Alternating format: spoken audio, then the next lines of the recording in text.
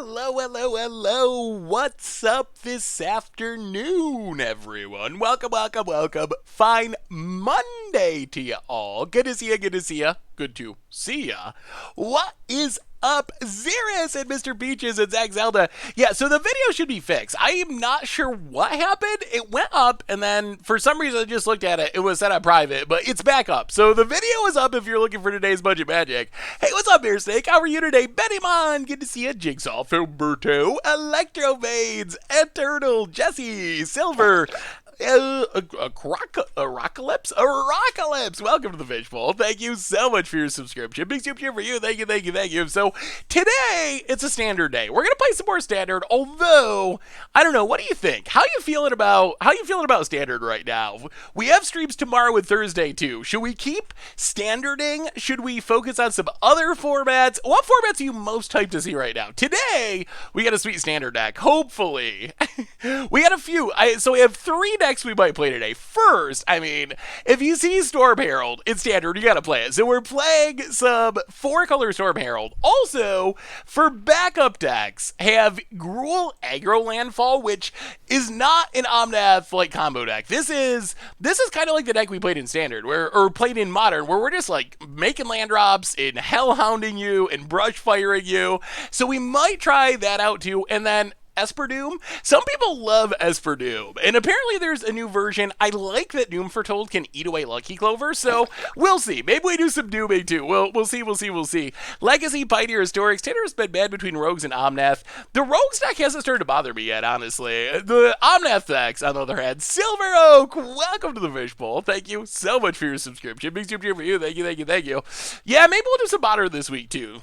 I mean, standard, the big deal is what's going to happen this weekend when we have the grand finals. Over under 50% Omnath decks. That is the question. Ooh, Pork, good to see you. Welcome.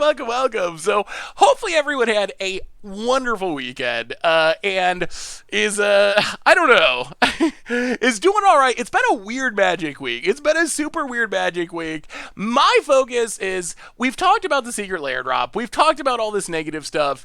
I just want to have fun and play Magic and be positive. So that's my focus this week, is to focus on what I love about Magic, which is 100% Omnath decks. Oh no, you're gonna crush my positivity, Jesse.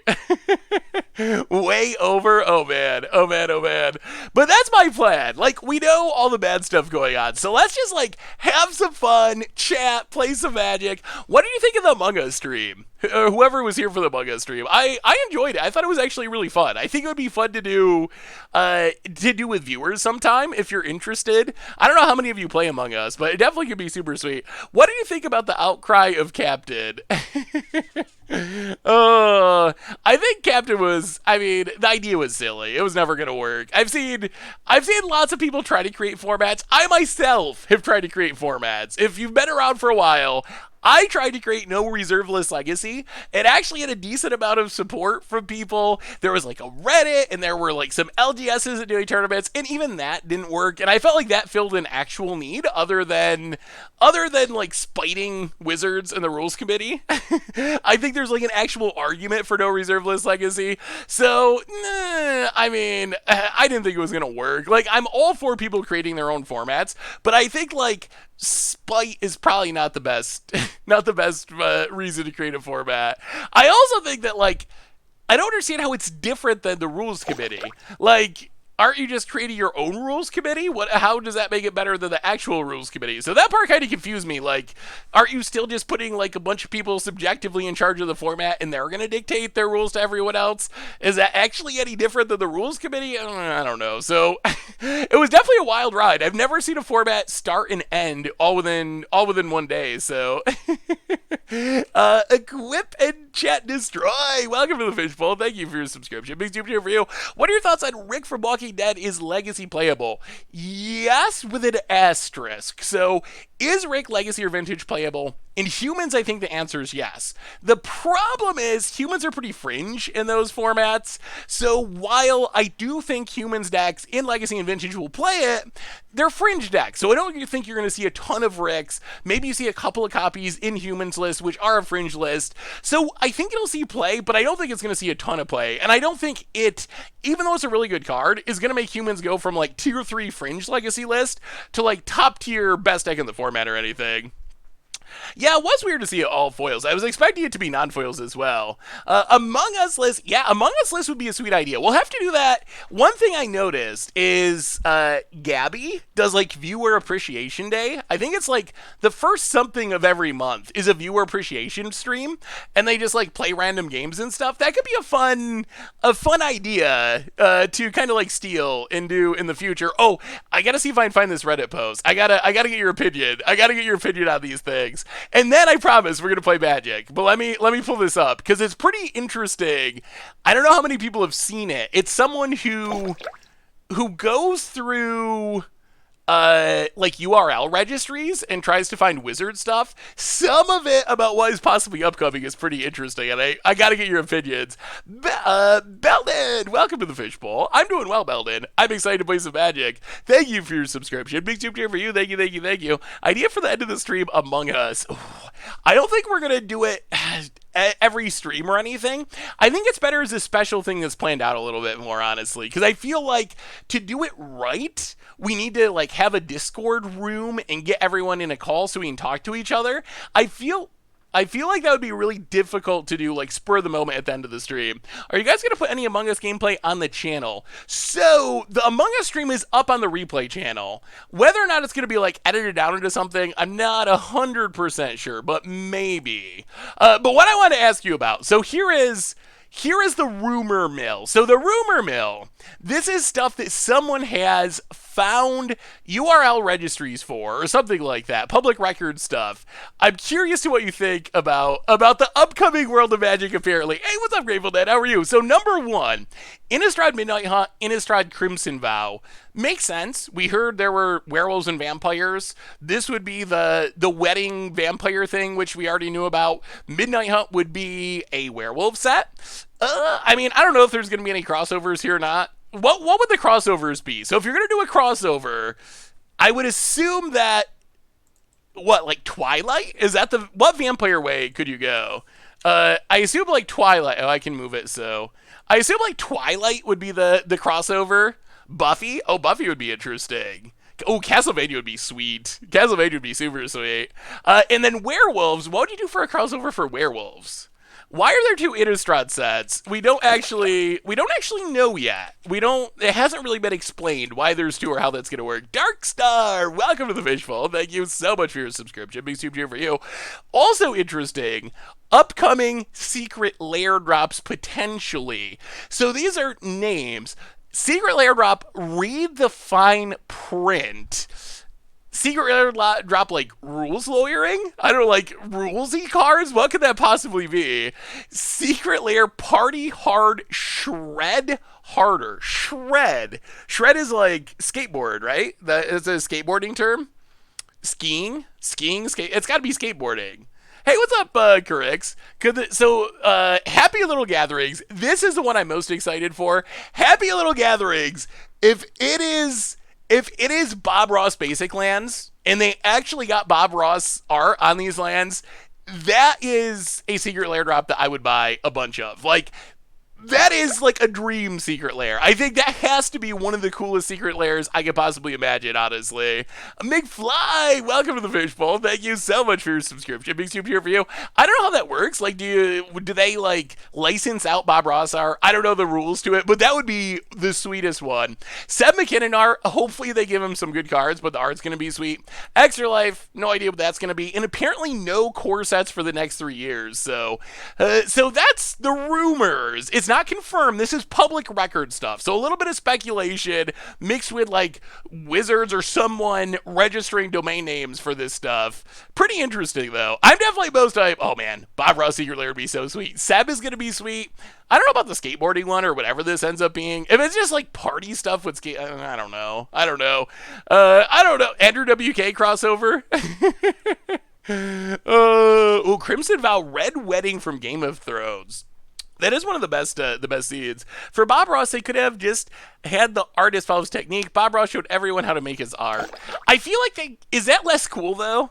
Like, would you want a secret lair of someone mimicking Bob Ross's art style, or would you want actual Bob Ross art? I think I would want actual Bob Ross art. That would make me like Bob Ross. Like, how can you not like Bob Ross? How can anyone not like Bob Ross?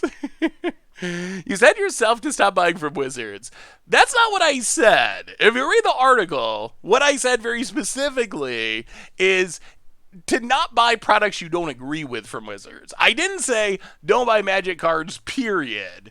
What I very specifically was trying to get across is if there's a product that you think is wrong and misguided or you don't like, then don't buy it to send a message to Wizards. Don't complain about Walking Dead Secret Lair and then buy 10 Walking Dead Secret Lairs. I want people to play Magic. I love Magic. I want more people to play Magic. I want the game to grow and thrive. I don't want people to just like stop playing the game altogether. And if you think that the direction of Magic is in such a place where you should not support it, period, I support that too. But I think that's a choice that each one of us has to make individually based on, how we feel about the game, what our own moral compass about things, our own ethical compass. So I definitely am not encouraging people to like boycott Wizards, never buy Magic products. That wasn't the goal of my article at all. That wasn't the goal of my article. I even said that directly. Like, this isn't a call to boycott things. But if you're unhappy with Walking Dead Secret Lair, or you're unhappy with the state of... for me, here's an easy example for me. Wizards, I always bought the Mastery Pass. And then Wizards did this sketchy nerfing of the Mastery Pass on Arena, where they took away a bunch of rewards and said, oh, it's because there's a shorter time between sets. And they're like, all right, whatever. Like, that makes sense. Shorter time, less rewards. But then the next set, there was a long time between sets, and they didn't give back the rewards. It was a permanent prize, like, reward cut. So I stopped buying Mastery Pass. Like, is that going to make Wizards change course? I don't know, but that's some small thing that I can do, even though I play a lot of Arena, so it would probably still get my value out of the Mastery Pass, but I don't like the way they did it. I'm not comfortable with the manner in which they did it, so I'm not buying the Mastery Pass anymore. It's as simple as that. So that's more of what I was going for. Am I still playing Arena? Yes. Am I still buying Zendikar Rising? I kind of have to, yes. So I can play, do streams and so forth. So, Bizada, could Extra Life be referring to the gaming charity organization? Their game day is November 7th. I'm sure it is referring to the gaming charity organization. Thank you for the donation. Because Wizards has done Extra Life stuff and supported them for a while. So I would imagine, I don't know what the cards will be, but I imagine it's a charity Secret Lair drop to get money for Extra Life. All right, let us move on. So let's do our reminders. First off, Replay YouTube. That's where you'd find all the old streams, including this one in the future. Normal YouTube. If you would like to watch some Budget Magic, we did some Warrioring in Standard, and Warriors are actually sweet. I kind of actually really like Warriors in Standard, so keep an eye out for that. It's up on YouTube now. It was down for a minute, but it is back. Otherwise, the sponsor of our stream tonight is Card Kingdom. And if you need some Magic cards, maybe you need some Zendikar Rising, maybe you want a doubling season for your commander deck, maybe you want a tracker from the dark, you get them over at cardkingdom.com. Even get a free Scoop Soldier sticker. Just let them know you want one in your order. No, say, what's up, Gory? How are you? Otherwise, the Discord is new and improved. The merch page has tokens, t-shirts, playmats, good way to support the stream and the channel and the site. Donations, always appreciated, never required. $2 or more gets your message read on stream. Hey chat, what do I have to press to untap my mana in Arena? Control Z, I believe, should do your untapping. So, alright, it is Magic time. We're starting off with we are starting off with 4-color Storm Herald. So idea of this deck, we're taking advantage of Standard's pretty good mana thanks to the pathways. We have enchantment stuff, so enchantment payoffs. We do have Cetessan Champion to draw us cards. We have Siona to make us tokens when auras come into play. Elcid for protection. Hateful Eidolon can draw us cards when our aura creatures die.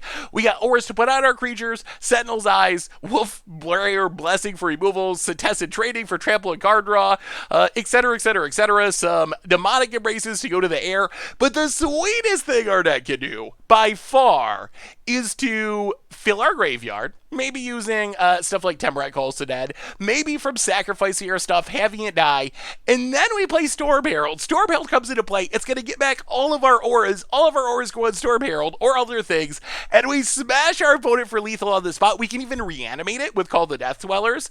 So that's basically the plan. 5-color Aura E Reanimator enchantment deck. No flings. I think the biggest reason for no flings, actually, I mean, you could play Kazul's Fury in the deck. I think the challenge is the mana for Kazul's Fury. Our mana is the biggest question mark for this deck. We are really leaning hard on these pathways and these triomes. That's the part that scares me. As far as the sideboard, Dreadeth Magistrate to shut down, I don't even know. What are we shutting down with this? I guess escape stuff? Pacifism for removal. Banishing Light for removal. A sweeper. Irose's Blessing. More removal. Elspeth Conqueror's Death. Even more removal. So a bunch of different removal in the sideboard. What did the crew discuss on the podcast this morning? So that's the deck. Let's jump into some games and see what happens. Today's podcast, little bit of Standard and a lot of Secret Lair stuff. Just the Secret Lair and reaction to the Secret Lair and like all of that stuff. So yeah, that was the main topic. It was a long, grindy podcast. I'm moving to the Northeast in months. Any tips on being a good New Englander? Oh, you gotta get used to the winters. Where are you coming from, atheist? Are you coming from some place that has winters? That's probably the biggest thing to get used to. Hey, what's up, Curix? Another shout out for my wife. Her name is Tana, like the legendary creature. Well, Tana, hello. Thank you for watching. Hopefully you're having fun this afternoon. Pacifism has been a non-boo with Storm Herald. That's true. I have to read Storm Herald. The Storm Herald, oh my goodness, this mana. Oh, the greediest of mana. Okay, we're going to keep this. I don't know if we ever cast anything, but we're going to... This mana! Who built this deck? Okay, so Utah, that's like Rocky Mountains, right? You probably get some snow. Well, I mean, that's the biggest thing to get used to. Is there usually is some actual winners in the New England. What's up, Spreading Z's? Yeah, working at a deck potentially for budget. Ooh, that Triome's good. That Triome might allow us to cast magic cards this game. We are doing it.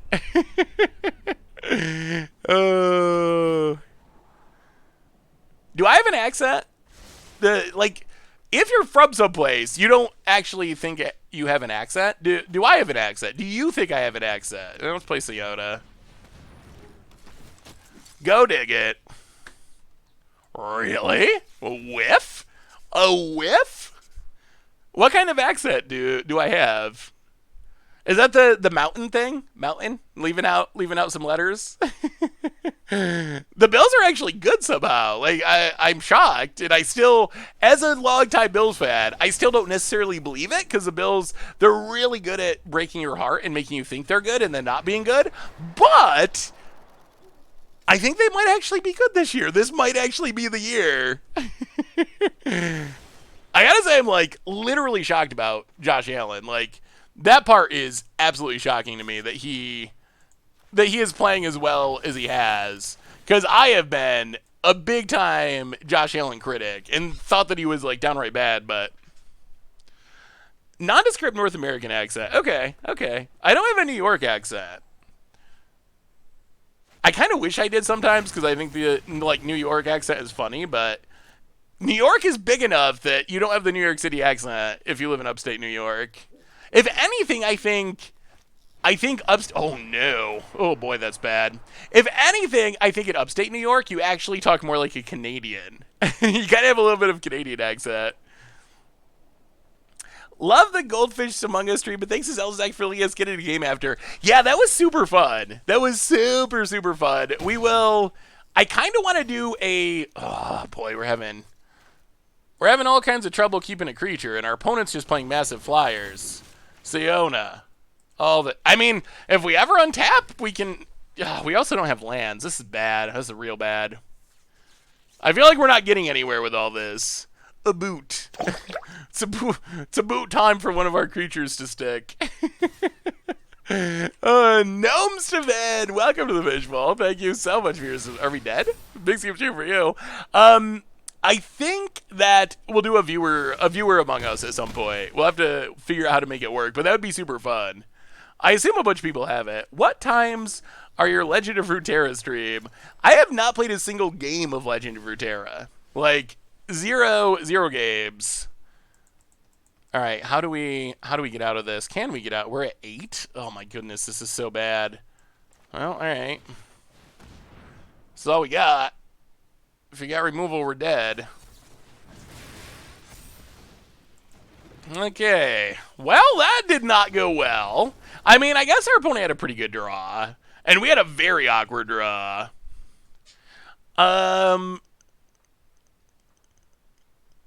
I live about an hour and a half away from you. We sound different, though my family's from New York City, so it could be that. That could be part of it. What do we have that stops this beatdown? This brutal flyer beatdown.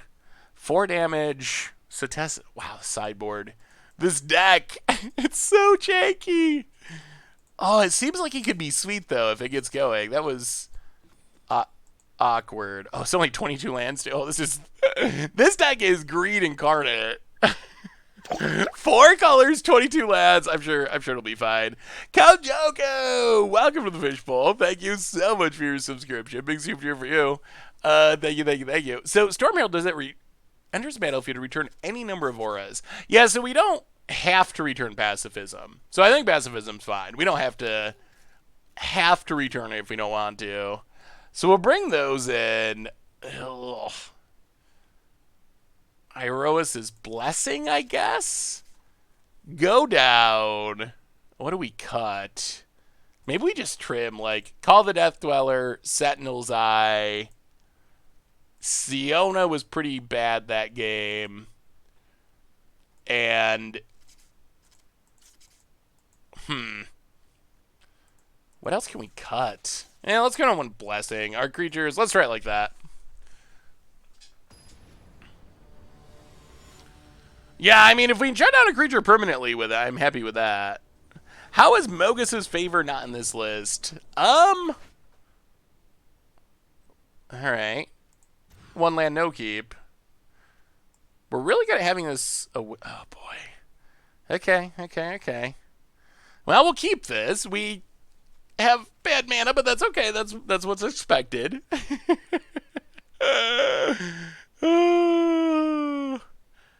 The double kill we got at the end of that Among Us game was sweet. That was a good way to go out. I felt good about the ending of it, where me and Jim got that double kill.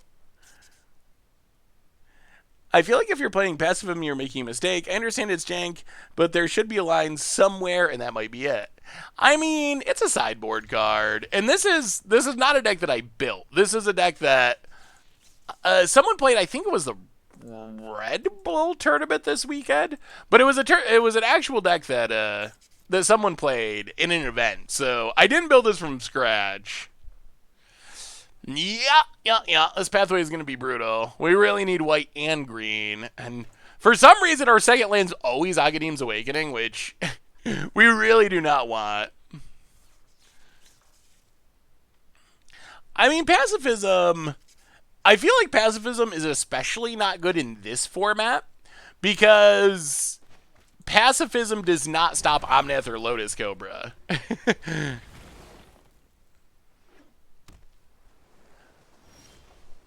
Ooh! Alright, that's good. That's a second pathway. So we can play this one on white and this one on green? Alright, well, you on green. Ooh, if we can start growing this Satessa champion, life is good.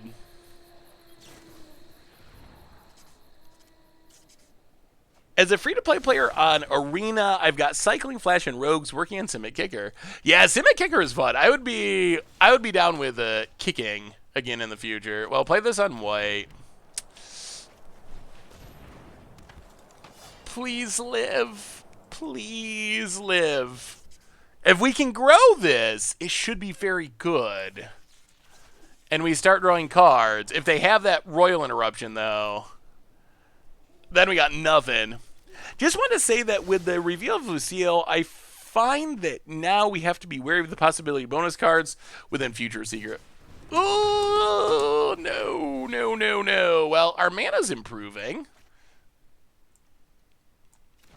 But we got nothing going on. Oh, no. Island for our opponent passes. Well, that's an aura. No creature. And with this crazy... Oh, no. And with this crazy mana base, it's hard to even play, like, token-making lands. Yeah, the secret exclusive cards definitely rub me the wrong way. I mean... Exclusive cards and secret layers rub me the wrong way, period, but... well... Haha! Make fun of our pacifism, will you? Ah, it's working! It's working! This probably is a pretty bad matchup, honestly. Oh, look at that pacifism value. Wow, just burn our face? Oh, they must have. Yeah. Alright. Well, we really, really, really would love a creature. That would make us very happy before we're dead to Storming Entity. I run Punishment over Glass Casket because my mono red kept blowing up my casket. Ugh. Yeah, I think we got to cycle. We need creatures, not more mana.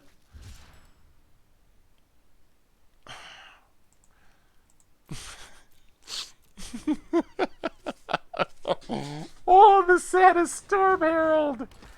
Oh, the literal saddest. Opponent going off, getting in. All right, Elcid. Okay, that's good. Elcid.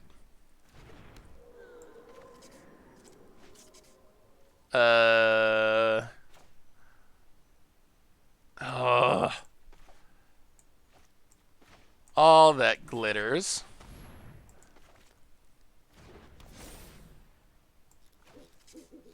Cetacean training. Okay, there's hope. There's hope in Enchantmentville. Opponent gets to scry. Oh, they probably find another Brazen Borrower. That would be one on top. All right, they found something they wanted. About it. Ops. Grows their dorks. To the top. No way. No. Okay, opponent gets in, hits us.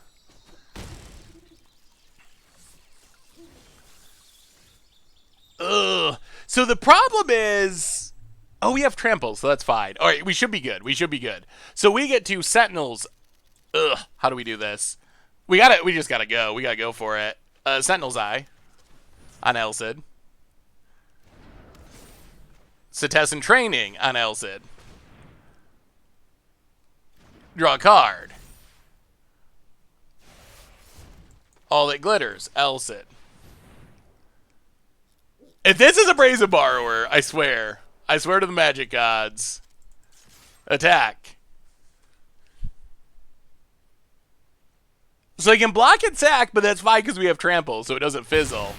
Oh, gain 18, and now we're good. Now we're good. We did not get unsummoned. And the sweet thing is, even if our opponent deals with it now, that's fine because we have Storm Herald. It might actually be good. Okay, it's working. It's all coming together. Found it. Desperately scrying. To the bottom. Untaps. And Scoops it up. Scoops it up. All right, that was good.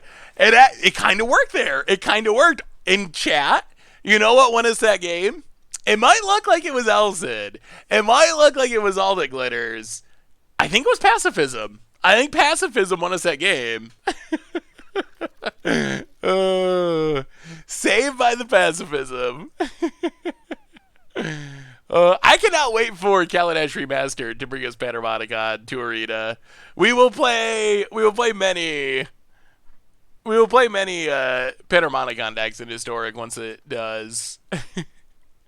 I think maybe the dog would be good in this deck since the deck seems to mainly play like the Pants deck in Historic. The Pants deck. Have you considered Heliod's Task over Pacifism? So I didn't build this deck, so I haven't. But what is doesn't it go away? Let me look at this card real quick. Heliod's Punishment, 2 mana, enchant a creature, comes into play with 4 task counters on it. Enchant a creature can't attack, block, or loses all abilities, and has tap remove a counter from it. When it has no counters on it, destroy it. So it's like a pacifism that also shuts down abilities, but it only goes for 4 turns. Or 3-ish turns, 3 to 4 turns. I don't know. I don't know if that's better or not, honestly. Maybe it is. I like the shutting down of abilities. Grep Gunderson, welcome to the Fishbowl. Thank you so much for your subscription. Big super cheer for our new subscriber. Actually, resubscriber. Thank you. Yarion's definitely sweet. Yarion Panharmonicon. Look out. Look out. It's going to be coming. How do we always have Akadeem's Awakening? We got pacifism. We're good. Game over. Mana's horrible. That's fine. We're used to it. We're used to bad mana.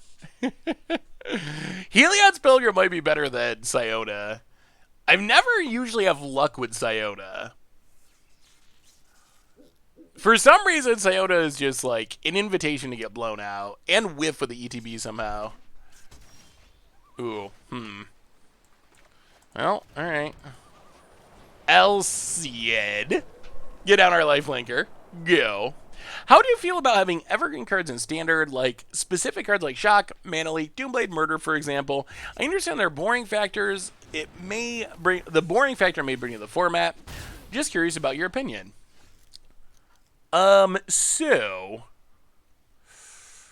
Ooh, do we just go for it? So we can slam all that glitters.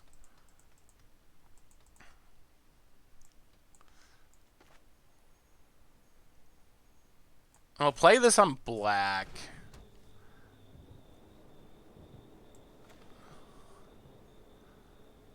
Hey, let's just pacify it. Gotta get that pacifism value. It should gain a life. I think it could be interesting. I think I'm even more interested. Alright, Emulator.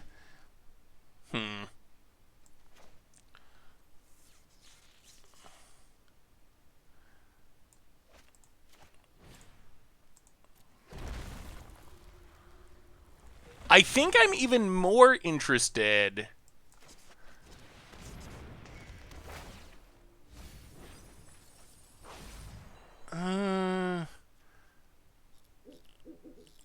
Alright, yeah, we'll make the zombie.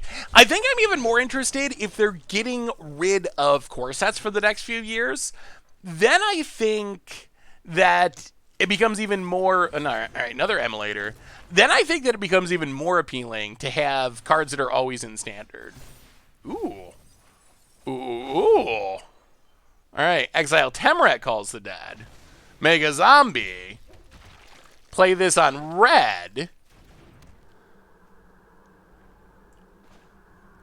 Iroas's Blessing. Elson.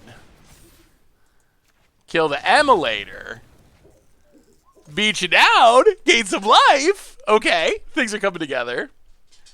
Yeah, there's a podcast. The podcast goes up tonight, actually. As soon as the stream ends, essentially, the podcast will be up. And it was a long one and a good one. Lots of talk about the Secret Lair stuff. Also, new Standard.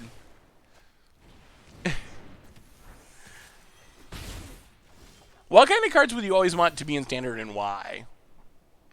Um, well, he wants to test and champion. I don't think we need another land. Yeah, we probably don't need another land.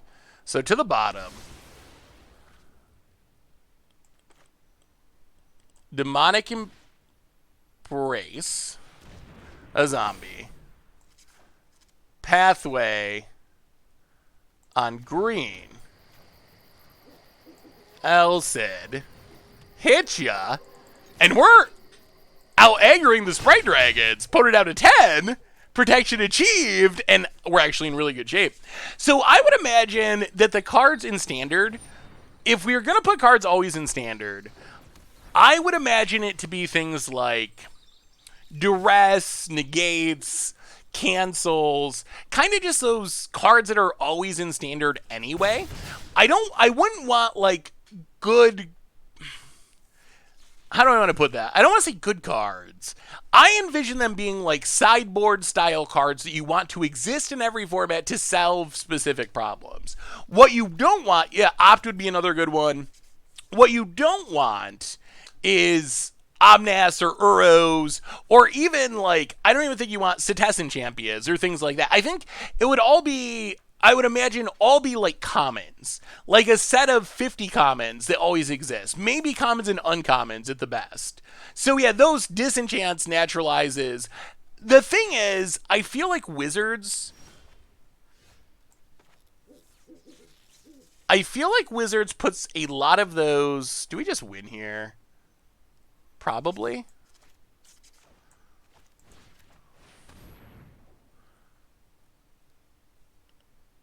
I feel like Wizards puts a lot of those into sets for limited purposes. I think you can also make an interesting argument about a dual land cycle. Something like Doomblade would probably be fine. I think you can also make a Pro Blue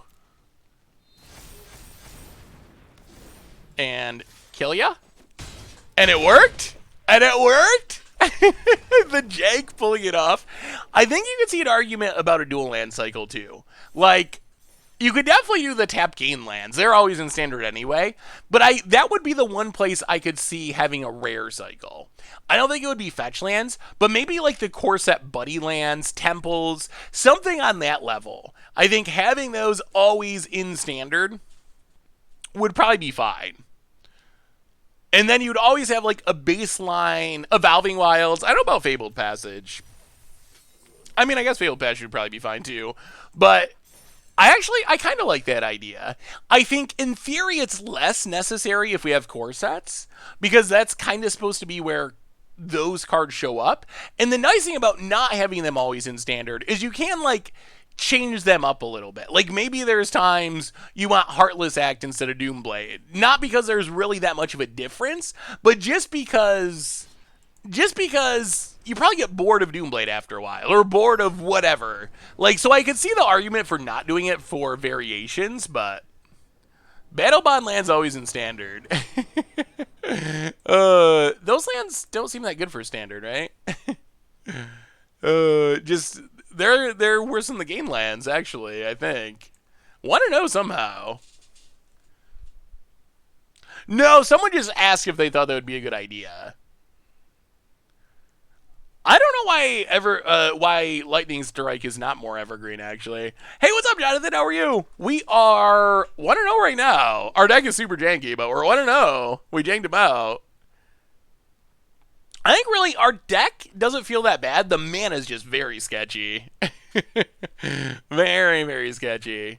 So, like, Arclight Phoenix is really cool Standard card, but that's also, like, those type of threats, I think I would want them to change all the time. I don't think you want something like Arclight Phoenix always in Standard.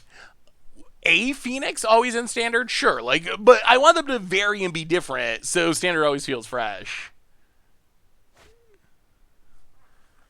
Stormcrow could always be in Standard. I'd be fine with that. Stormcrow, Colossus Dreadmaw, Pelugranos. Oh, okay. Sure, I guess we keep this-ish. What is everyone... Is it day? Is it day on Arena? Could use some black mana. So this goes on green. This is going to have to go white. Alright, well, white go. Crow Storm. Crow Storm might be too good. That might be busted. Now play Elsid. Play this on green. Yes, man, it's so clunky. Do you think that a land that taps for all colors but only for enchantments would be too good in standard? No, I think it'd be fine. I think it'd definitely be fine. I mean, we've had Mana Confluence and City of Brass effects in standard, and they're generally fine. I mean, I guess you could put... I feel like the downside of only tapping for enchantments would make it okay compared to some of the other downsides. Storm Herald.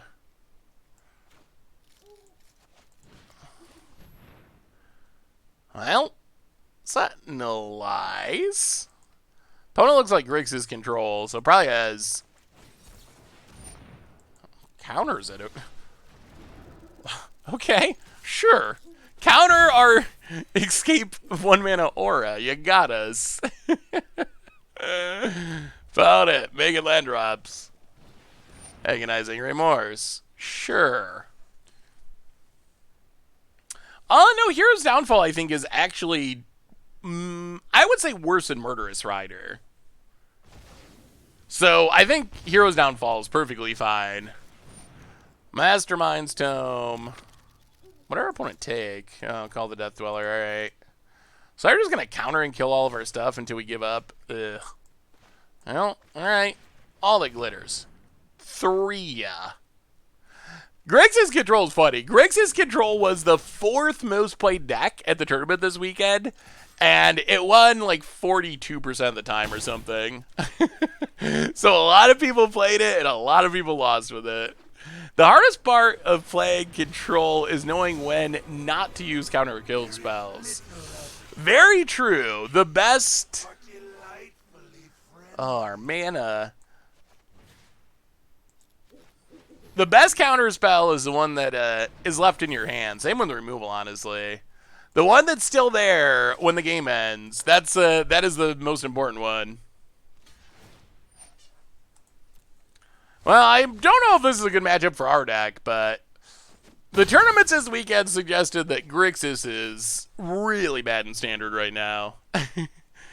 Does a land that taps for any color but only for artifacts sound as weird to you as it does for me? I mean, we actually just had that, right? Didn't we have, or not that long ago, we had Inventor's Fair? Which is essentially that, but you gotta have an artifact on the battlefield. But the weirdest one, for sure, I would say, is the Devoid one. Though, literally, it was, I don't remember the name of it because it was so bad, but it tapped for mana of any color only to cast colorless spells. Like, that's essentially what it did because it was for Devoid. Like, talk about a weird wording of a card. Any color but only for colorless spells. Like, come on now, Watsy. Come on now. Oh, God. Oh, this deck has so many counters. Okay. Well, this is fun. Opponent's got card draw, infinite counters, and, while Grixis might not be good against, the top decks in Standard, it does seem good against our deck at the moment. Corrupted Crossroads, that's what it was. Yeah, Glimmer Void also does it only for artifacts, too. Opponent gets in, exiles our deck. Hits us. Timer calls it dead. Counter 20. Well, this one looks pretty over. Mastermind, Mazemind Tome's pretty good. Drawing an extra card every turn is pretty good for your control deck. Shark Typhoon. All right, opponent ran out of counters, but I think it's too late to matter, unfortunately. They stopped all of our stuff that could get things in the graveyard. They're exiling our entire deck with Ashiok tokens. Looks like game over to me. And this is going to ultimate? Yeah, this is super over. Most played decks were Dimir Rogues. Second most played was 4-color Omnath. What tournament are you talking about, Black Cake Design? The big CFB tournament was this weekend was yeah, this one's it's just over and a half. Yeah, all right. Yeah, on to game 2. The big CFB this tournament was 45% 4-color or Omnath Adventures, 4-color Omnath or Omnath Adventures, and then Rogues was like 7%, and Grixis was like 5% or something, and everything else was less than 5%. There were other tournaments too, though, so I'm sure I'm sure that was like another qualifier or something. We'll see. I'm pretty nervous about the standard tournament this weekend. I got a feeling it's going to be pretty Omnathy. Do you consider Omnath Adventures and 4-color Omnath different enough to feel like different decks?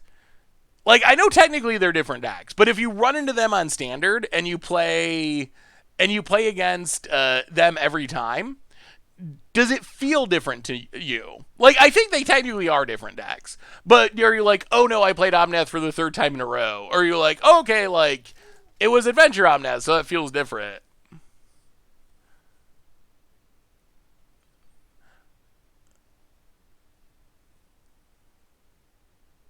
Yeah, the meta for the French tournament was better than I expected, and I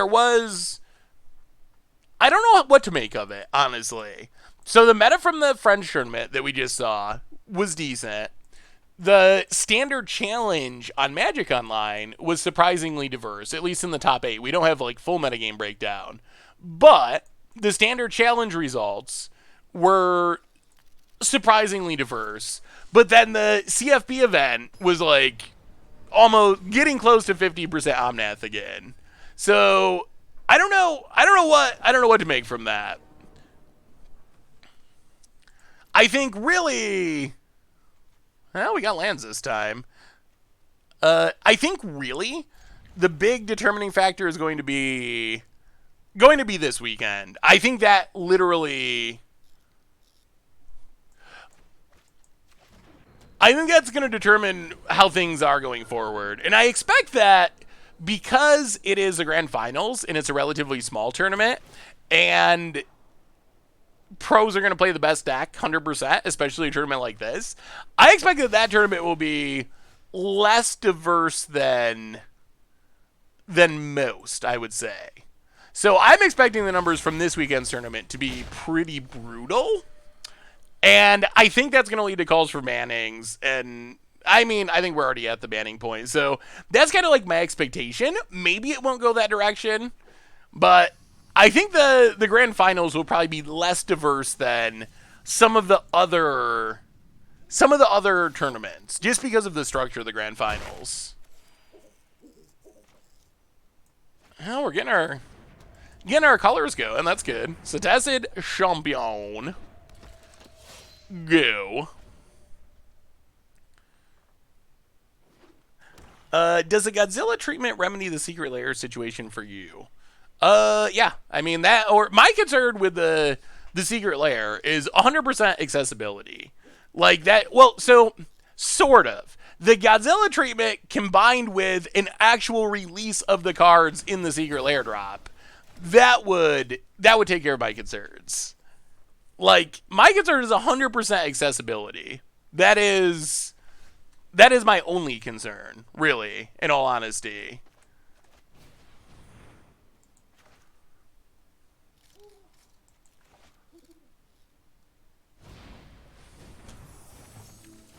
Oh, come on. This deck's so obnoxious to play against. Alright. Well, we'll pass the turn. Get our stuff countered. Opponent plays a Fabled Passage. Cracks a Fabled Passage. Right now, I wish we were playing the Omnath deck so we could just crush this obnoxious Grixis deck like it deserves. Yeah, that bouncing was I mean, it was pretty aggressive. Opponent's going to play a Karaxa.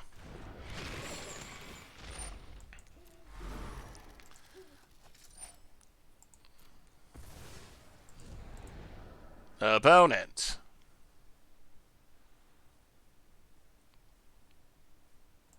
Going to pass. So they can counter our Stesen. Oh, alright, plays a Tome. Passes. We draw nothing. We'll play Cetacean Champion. Go to combat. Attack for 1. Hit ya. Pathway on black. Go. Thought exercise. If your job was in charge of Omnath to make the card not be broken, what would you change? It would just need less text, I think. I think you could remove a couple abilities. I think the life gain ability and the damage ability are mostly fine. I think that the make it a free spell if you play a fetch land, I think that is problematic. I think that would be one easy way. I think also just getting rid of the cantrip ability, which is another big reason why it's so good, is there's limited downside. If any of your cards says draw a card when it enters the battlefield, there's just so little downside to playing a card that says that. So that would be my other thought, is you get rid of that. Well, let's cycle. Another Cetacean Champion. Boy, I'd love to draw a card. That would be spectacular. Opponent takes 2. Down to 15. We pass the turn. But I think the free spell part of it is definitely the most devastating part. Opponent has Extinction Event to exile all of our stuff while we sack this. Oh, this matchup feels so miserable. It feels so bad. Would Omnath be less strong if the mana part was the 3? Oh, now it's a tap land. Ugh. Well, Cetacean Champion. Gotta make sure our opponent has something to kill. Pass the turn. If we could call the Death Dweller, get these back, we get to draw cards and be sweet, but it's just not. It's not coming together. Not coming together at all. Shark Typhoon. Well, okay, so we might actually get to do a thing.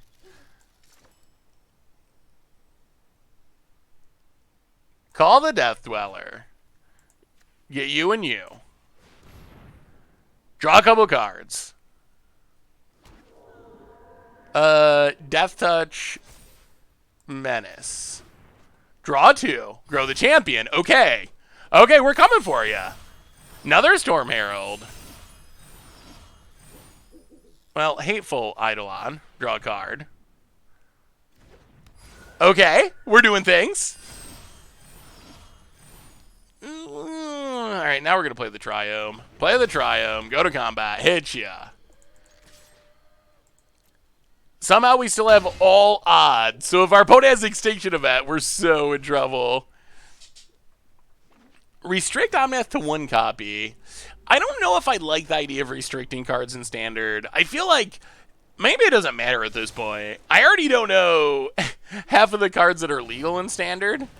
So, because of how many just random products we have, and now there's like arena exclusives, so maybe stuff is so confusing, there's no downside, but that would be one of my big concerns. Opponent. Thinking things over. Can a Cetacean Champion beat a Shark? Standard should be Singleton. I wonder if that would make Standard more fun. Maybe. Possibly. Have any of you played anything sweet in Standard? Recently?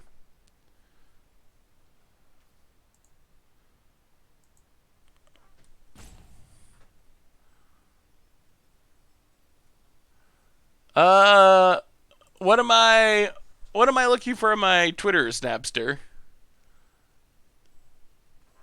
Oh, we're the one delaying. All right. Oops. Oops. Sorry about it. Forgot this has an activated ability. We get to untap. Well, let's Cetizen training. Cetizen champion. Resolves. Draw 2 cards.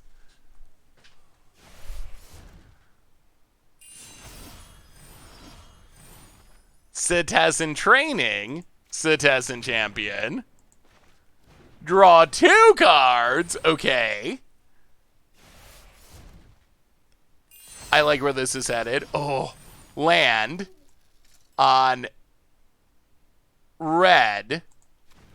All that glitters. Cetizen champion. And kill ya? You got a counter? Counter death. Counter death. That's where we're at.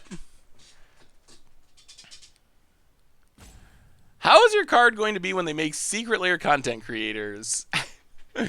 I probably won't be included.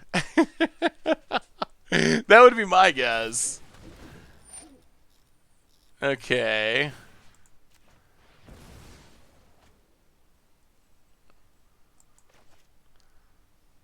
Do they have... Is this another removal spell? Well, protection from blue.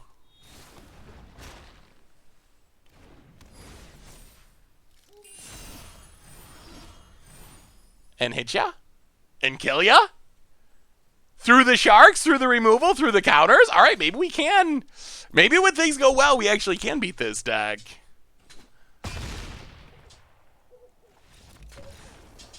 Oh, yeah, you should send it to @SaffronOlive. Richard runs the @MTG Goldfish account. So if you mention MTG Goldfish, I wouldn't necessarily see it. Oh, I can't wait for Phantomonicon.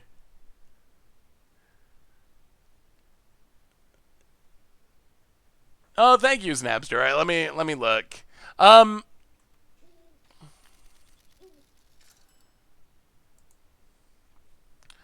Of course, you say Captain has died, and it's mostliness it has. However, it exists as a format. New Discord has a good number of people. I think it would be best if you read this. Well, thank you. I think so.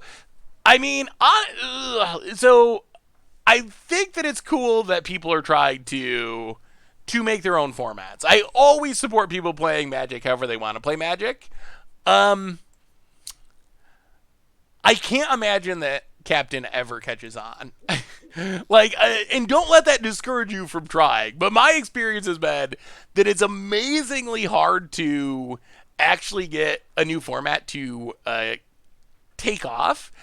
And I feel like this is so similar. Like, the differences right now between Captain and Commander are so non-existent that it's hard for me to imagine anyone would, or many people, outside of like right now when people are emotional and some people want to like protest the secret layer drop, but I have a hard time imagining that people are going to like go to a Magic Fest and be like, oh, I'm playing Captain, because it's just like, it's so similar to Commander. So if you're interested in it, like, go for it by all means. Like, I'm all about people creating their own formats and playing Magic the way they want, but I don't really see what the upside is over just playing Commander, honestly.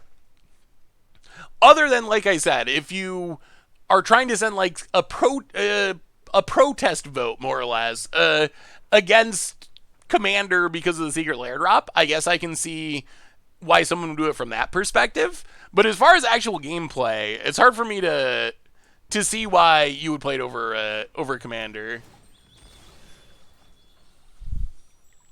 There's bigger differences between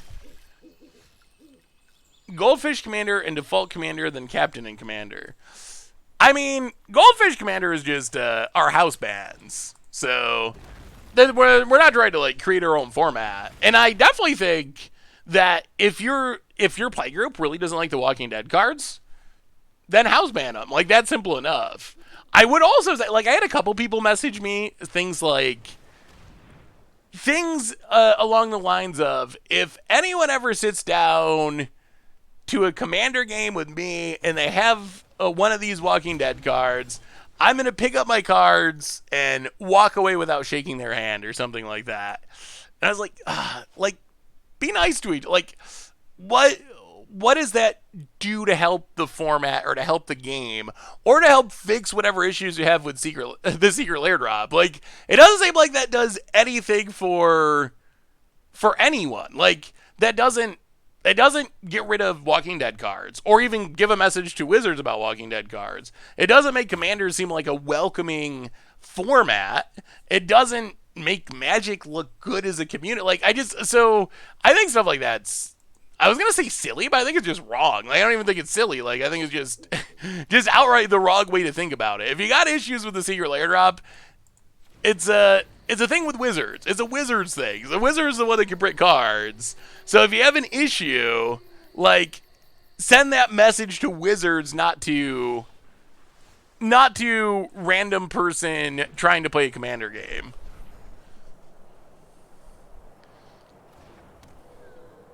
Have you thought about which Walking Dead Commander you're going to play in Commander Clash?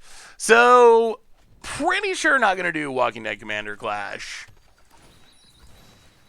Based on feedback from people, that I think we're probably not going to end up doing it.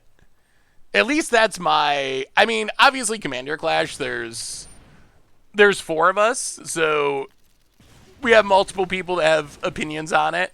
So we'll talk about it. But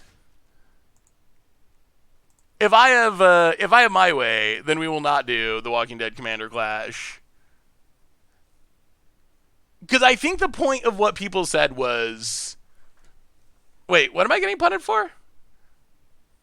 Saffron Elf Commander format, all ETB triggers trigger additional time, all non-basic lands are mountains, pick some swans, draw some card, food tokens are all anchovies. That does sound like my kind of format. I would very much enjoy that format. Oh, we're never gonna... Alright, Aghanim's Awakening tapped. Yeah, that sounds pretty clunky. We're mostly leaning very heavily on Cetessan Champion. That was... Cetessan Champion and the ability to reanimate it was what that hand had going for it, but after the discard spell... Nah, that hand doesn't have much going for it now. I'm lost with the Walking Dead cards. Is it that you'd be okay...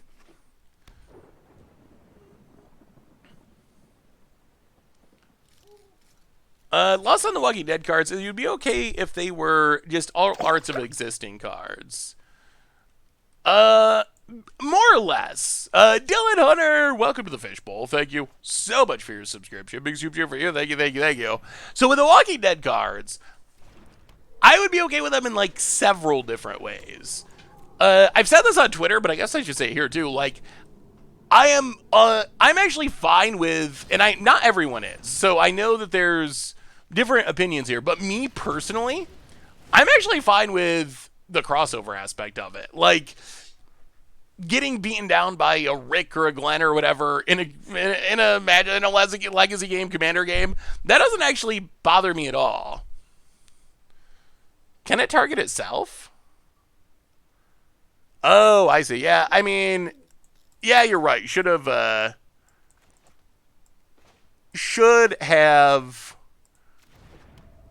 sacrificed it. For some reason, I was thinking this only targeted other things, but it actually can target itself. Well, Cetessan Champion.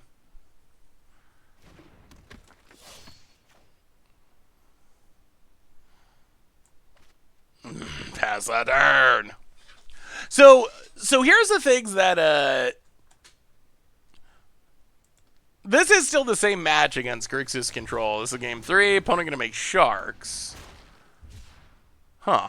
Alright. Well, little bonus thanks to that timing. We need to do this. Counters on them. Draw a couple of cards. Pass the turn. So here, alright, with the Walking Dead cards, I don't care about about them being crossovers. That doesn't bother me. I would be fine with them if they were done like Godzilla card. Oh, that's so bad. I would be fine with them. Man, Extinction Event seems really insane against our deck. I would be fine with them if they were like Godzilla cards. I would be fine if they were printed in a way where people could access them. Like, that is, for me, 100% of my issue, is people just can't access them. Wow. All right, so awkward. Well, here comes the saddest Storm Herald. Look out, World. That is a 3-2 with haste. And now it's a 4-3 with haste. So Godzilla style, silver bordered, printed in a normal set, as awkward as that is, like, those would all be better than where we're at now, which is, because that's just my main concern is, I really think they're not going to be accessible to people.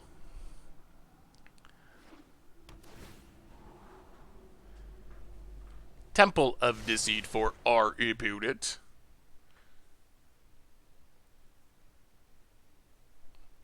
And I kind of want to hold on to one in case we draw a way to get stuff in our graveyard. I don't think there's a realistic chance we're actually going to win, especially with 2 Bone Crusher Giants. Like, we're not going to win with 3-2 beatdowns. That seems very unlikely. That Extinction Event was brutal. Yeah, this feels tough. This is we're lucky to get the game out of it, but this still feels like a ridiculously hard matchup. Opponent, Murderous Rider. But I feel like one way we could win is draw a way to fill our graveyard, and then one shot with Storm Herald could work.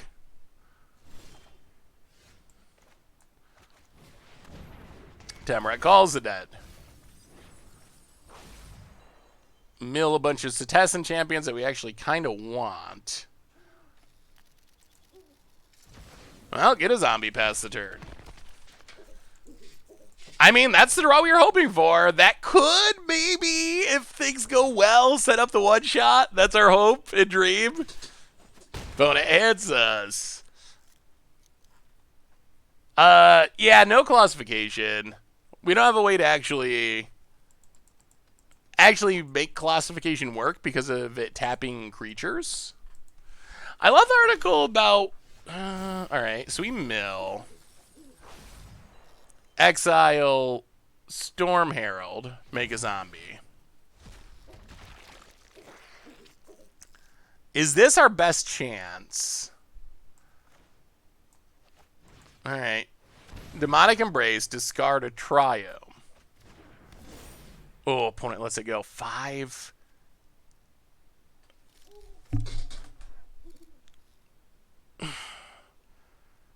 Opponent could have a counter.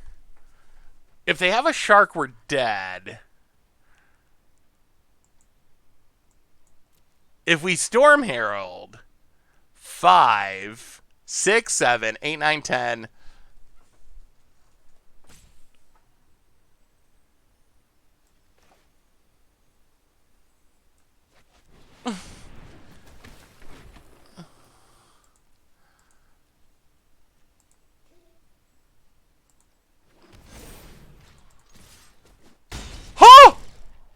No!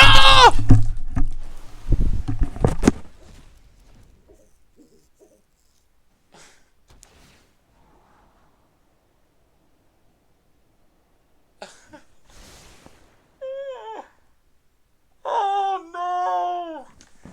No! Oh no! Oh, we had to win! We had to win 100%. That's awkward.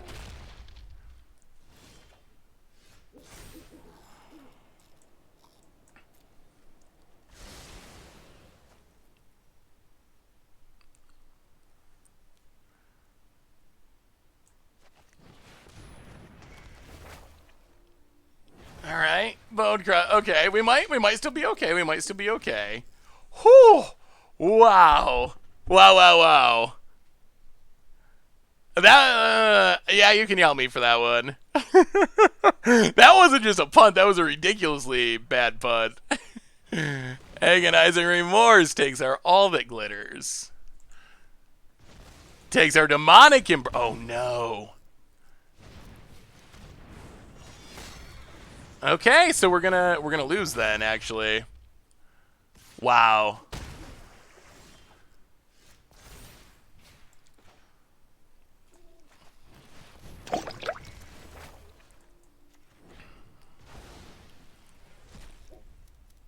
Okay.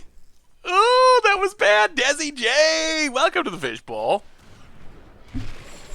Holy! Now it's game right now. 1, 2, 3, 4. That's game. Okay. Oh, look, that's not game. It should be game, but it's not. Okay. Well, we get back Storm Herald. +1/+1 counter. Gets back all that glitters. Hateful Eidolon. I mean, it's still, I guess, yeah. Goes away. Storm Herald goes away. Opponent. Gets back Croxa. Hits us to 3. Yeah. Attacks. Hits us to 1. Well, get back to Tessin champion. +1/+1 counter. Cycle the Triome. Cycle the Triome.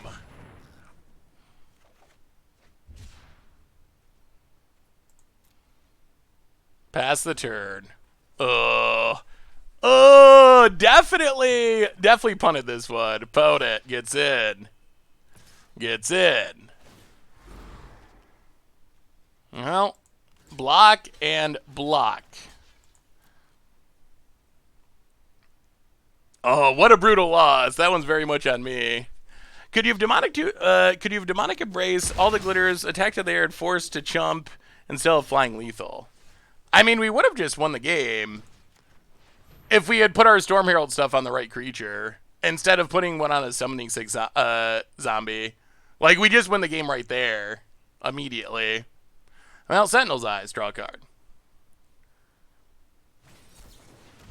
Opponent actually had a counter the whole time. All right, well, oh my goodness! I just want that game to end. We gotta go to a next one. That one's gotta end. That was the most brutal of puns. Ugh.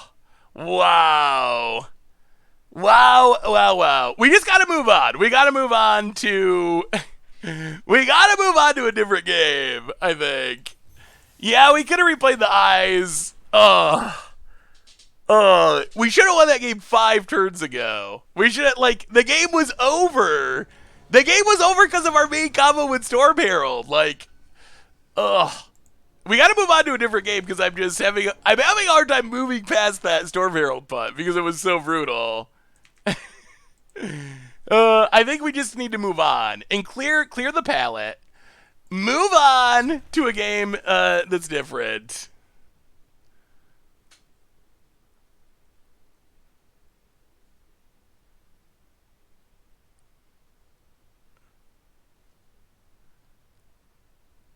I mean, I don't think this deck's hard. I think we just... I mean, the prompt was pretty simple, really. Temple of Malice.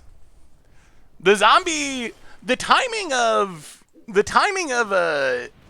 sagas is very strange. I believe they're the only cards in Magic that trigger when they do at the beginning of your main phase, which is very weird and awkward.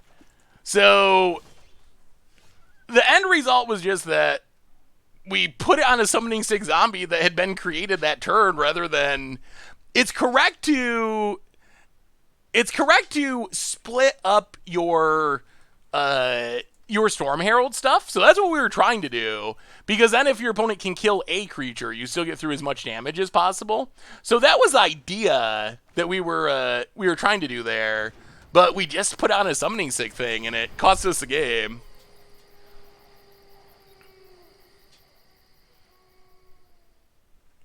Well, Temeret calls the dead. Bone it. Kills Hateful Eidolon. Sure. Fatmaster, welcome to the Fishbowl. Thank you so much for your subscription. Big super cheer for you. Thank you, thank you, thank you. Well, get rid of Hateful Eidolon. Untap. I mean, the deck actually feels decent. We technically should be...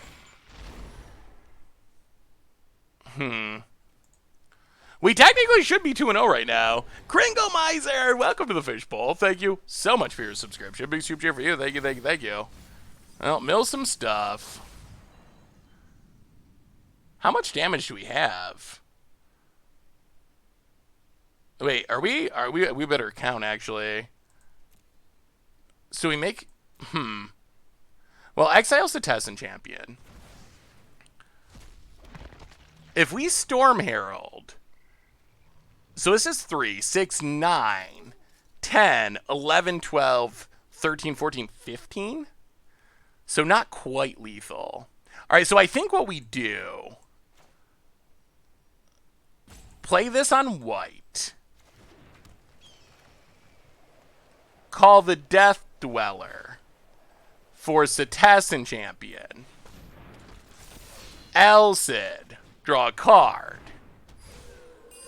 And hopefully, this sets us up for the Storm Herald win next turn, maybe?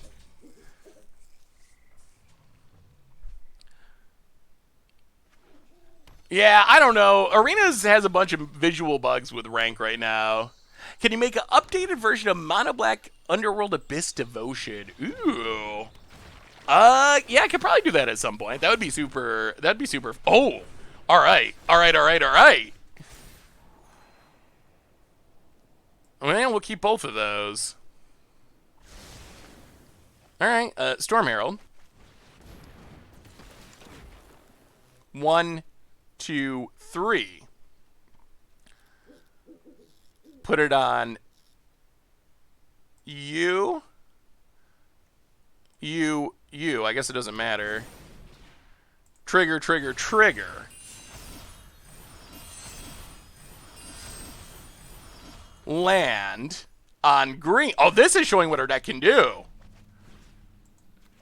On you? Storm Hero combo kill. That's a 22-22. It has flying. It has everything we need.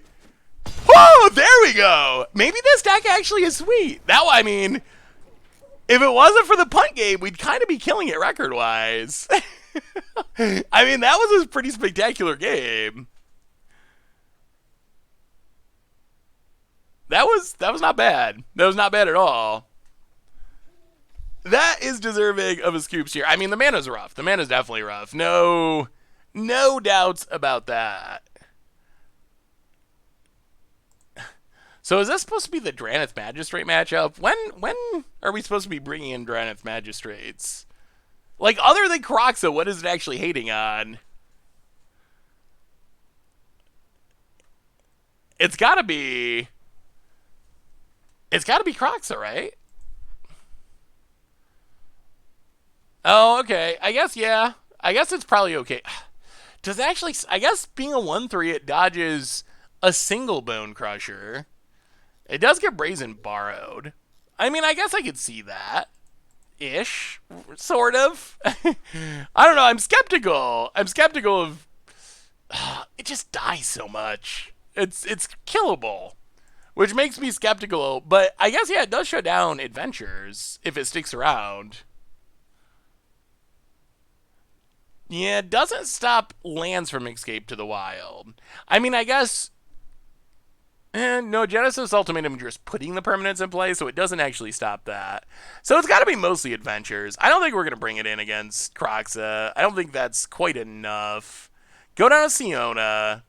Go down to Blessing. Try it like that.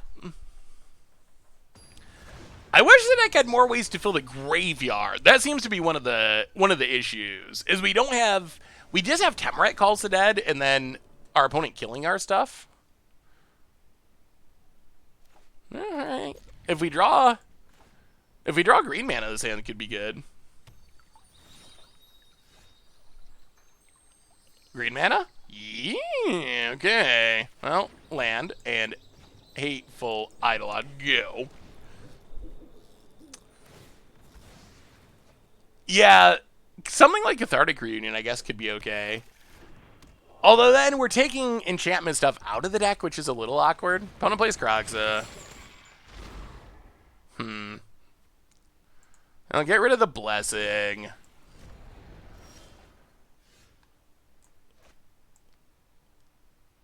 Land on white. All the glitters. Hit ya for 3. Down to 17. Yeah, if only you could Teferi's Tutelage yourself. That would be sweet.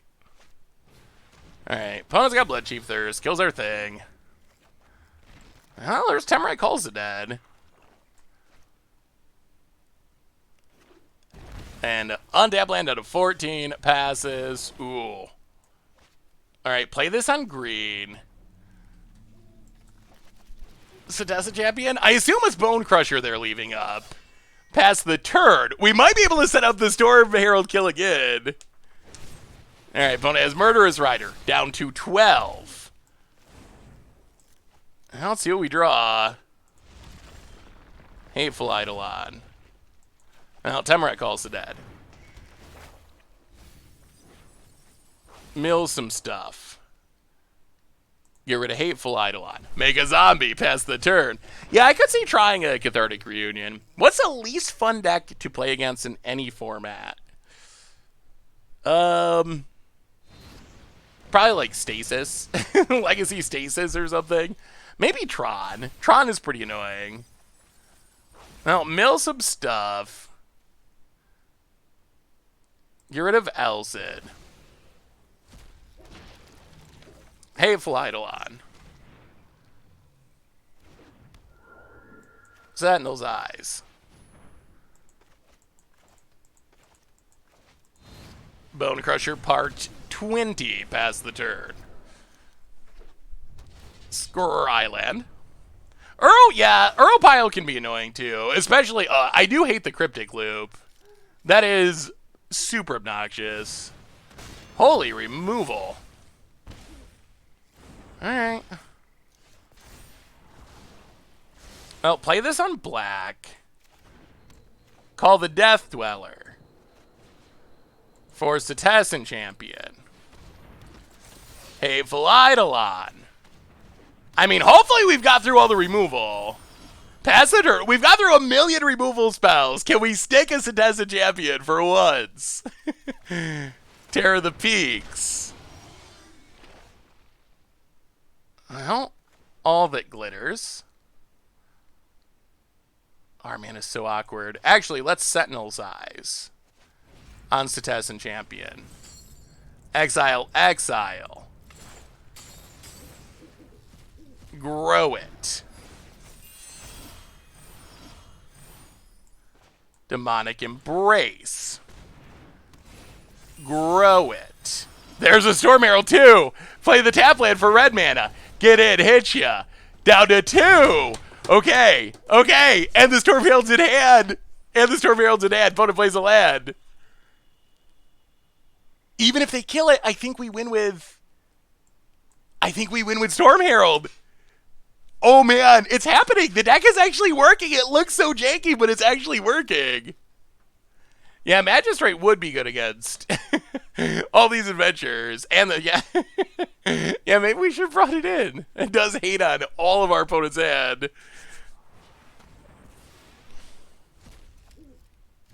Huh, that's the least impactful card they could have chosen. Why would you exile that? Okay, Mire Triton. Kills the Hateful Eidolon. Kill it, opponent. I dare ya. Oh, an opponent scoops it up. Yeah, if Magistrate's out, so you can play the normal adventure, but you can't play them once they're exiled and on an adventure. Hey, what's up, David? How are you? Okay. Well, actually, we're 2-1, and our 1 was the brutal punt game that we should have won with Storm Herald if I hadn't punted, so the deck looks ridiculous, but it's kind of working. It kind of is. What is the... Okay, here's a better question. We just talked about what is the least fun deck to play against. Yeah, the Emil deck sounds really fun, David. I mean, I don't know what the odds of getting 3 Lotus Cobras on the battlefield are, but when you pull it off, it's got to be amazing. Was audio lagging? Hopefully not. That would be bad. We'll keep this. Before we play our next round, a super quick reminder that our sponsor this fine afternoon, try refreshing, Jank Jesus. Sometimes that fixes it. A quick reminder that our sponsor this fine afternoon is Card Kingdom. If you need some magic cards, you can get them at cardkingdom.com. Yeah, we'll keep. Hateful Eidolon, Functional Mana, Storm Herald for the surprise Arito. Audio lags by like 0.1 of a second. That's awkward. But yeah, I think the idea is really fun, David. I really like it. I plan on, at some point I want to try. I feel like it gets even better next time. After Kaladesh Remastered comes out and we get to Panharmonicon. Panharmonicon is like another Biomancer's Familiar, basically. Oh boy. Oh boy.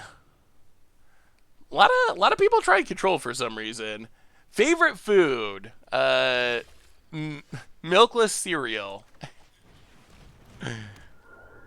For sure.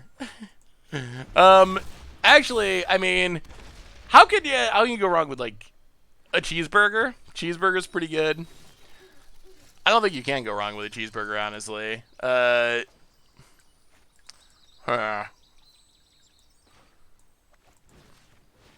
Cetizen training? Are we getting borrowed? Okay, resolves. We get to draw a card. Play a Triome.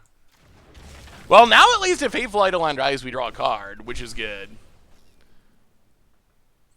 So yeah. So someone asked, what is the worst deck to play against in any format? Let's flip that around. What is the most fun deck to play against in any format? Is there any deck where you're just like, even though you're playing against it and they're the enemy, you're like, man, I always just have like really fun games of Magic when I play against that deck? So opponent cycles. What are we doing now? War Briar's Blessing doesn't even kill anything. Well, Pathway on white. Mid-range, yeah, I think mid-range mirrors can be fun. Oh yeah, Soul Herder's ridiculous. Have you put any Pioneer lately? Why does it seem like the format has died? So I think the answer is Wizards killed it. I mean, to put it bluntly, I think the answer about Pioneer is everyone was super hyped for the format. Then the format was ruined by Theros Beyond Death decks. And Wizards, out of either incompetence or greed of wanting to sell more of Theros Beyond cards, didn't do anything about the format for 6 months, even when people were begging them for it. And when they did do things, it was like, hey, we unbanned Oath of Nissa. Unbanned Oath of Nissa! So I feel like that killed it. And then also add in the fact that Paper Magic isn't being played. And Pioneer was a pretty hype paper format. So I think that does also play into it. That is a good point that is also part of it. But that's kind of my thinking, honestly, is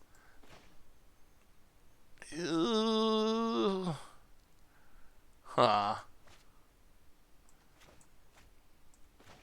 right, let's Warbriar's Blessing on Siona. Resolves. Fight the wall.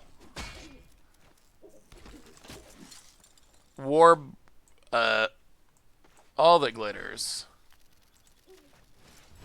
On Eidolon. Make a 1/1. Go attacking. Opponent blocks. We gain some life. Down to 16. Okay, this is working. This is working. But once paper magic returns, I feel like it'll hopefully be better. Alright, so we get to draw a ridiculous number of cards.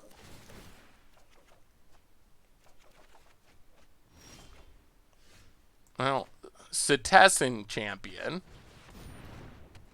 Elsid. Draw a card. Aghanim's Awakening. Tapped. Demonic Embrace. Discarded. Can we win with a... Oh boy. Boy, this would be a good Storm Herald. This would be a real good Storm Herald. If our opponent taps out, this Storm Herald's insane. Insane, insane, insane. So I'm hopeful that Pioneer will make a return after... Okay. That it'll make a return after...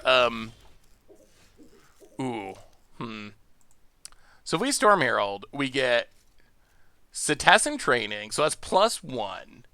This is +3. So it's going to be 3, 4, 5, 6, 7, 8, 9, 10, 11, 12, 13, 14, 15. So it's not lethal. Well, let's try to make it as good as possible, I guess. Let's... Temrat Calls the Dead. Exile Elsid. Make a zombie. Play Elsid. Hit ya. Next turn. Next turn's the turn. Next turn's the turn. One of my favorite content creators, Day 9, made a Wizard sponsor unboxing video Secret Lair, and it feels gross. Why does Wizards hurt the one that I love? I mean, I don't blame anyone for doing sponsored stuff with Wizard, honestly. I think... Oh!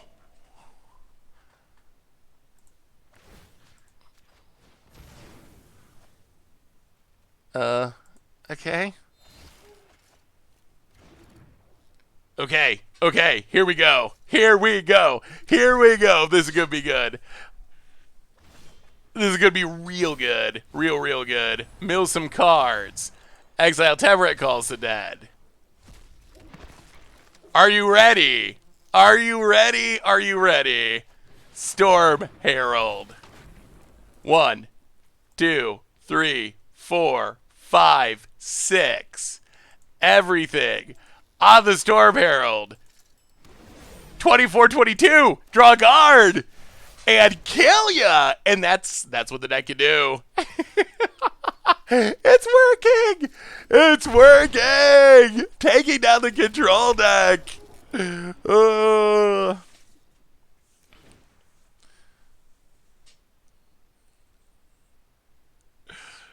Yeah, I mean, I don't know. It's gonna be interesting. I don't know what the future holds for official Magic content stuff. Let's take a step back. I think COVID and the stress of pandemic has amplified everything, don't you? Call me crazy, but I still think positivity is ahead for Magic, but just maybe not until 21-22. Oh, I think the paper Magic will make a return. I definitely think it will. My bigger concern is the design of Magic. Like, I'm not worried that eventually we'll start playing paper Magic again. I'm worried that Wizards are going to keep printing busted cards and making everyone angry about their format. So, like, that's kind of my concern, honestly. I honestly don't know where the future of, like, official sponsored Magic content is going. Like, I actually have no idea. Mishi, who, like, was... I don't know what her title was, but she ran kind of like all the official stuff. She recently left Wizards. Why aren't you linked to MTG Goldfish right now? Am I not? Should be. It might be a bug with the site. I'm not really... What do you mean linked to MTG Goldfish? Like on the website?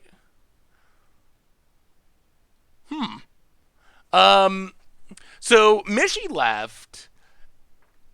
I don't know what that means for the future. Like, the technique was a lot of like micro.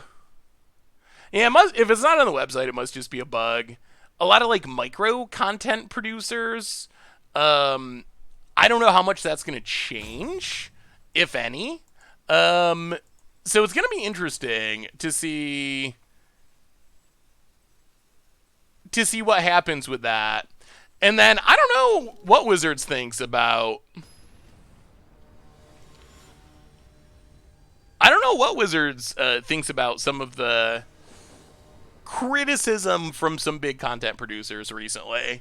Wizards isn't exactly known for handling criticism especially well. So, I don't know. I don't know what that's going to end up doing.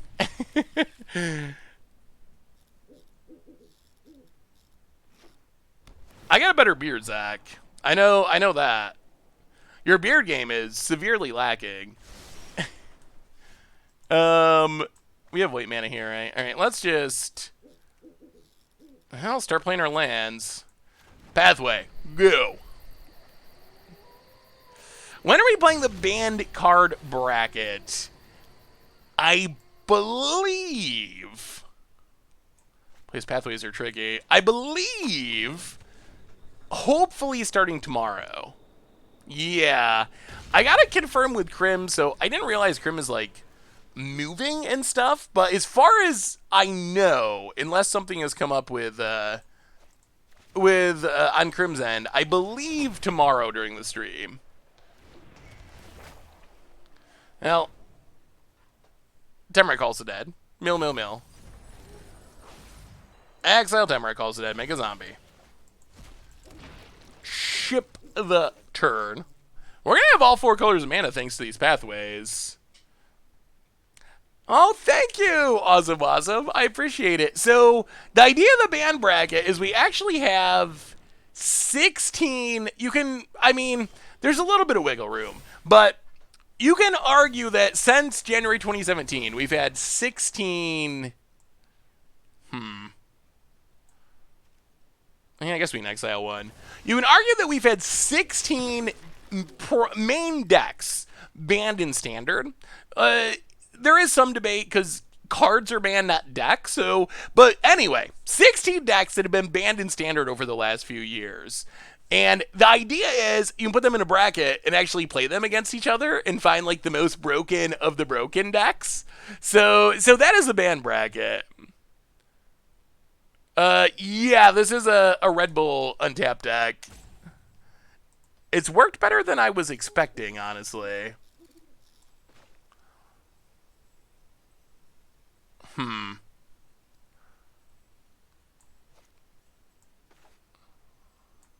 Alright, Citizen Champion.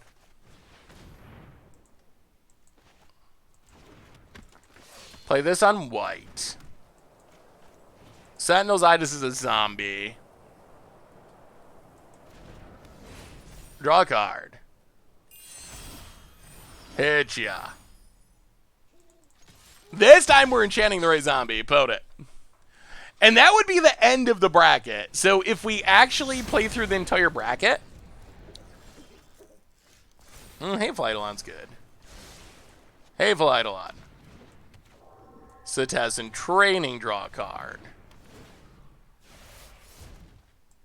Sentinel's Eyes. Exile. But yeah, that's supposed to be the big surprise at the end of the bracket. Play through the bracket, and then at the end, make Richard come in and see if Modern Jun can beat it. Gonna play against Krim. How did you decide on the seeding in the bracket? I literally just did it myself with basically my subjective feelings on which decks were most powerful. Birth, okay. Could use more black mana. We're a little light on black mana. Okay, that's slow black mana, but it's black mana. Hateful Eidolon. Sentinel's Eyes. Exile.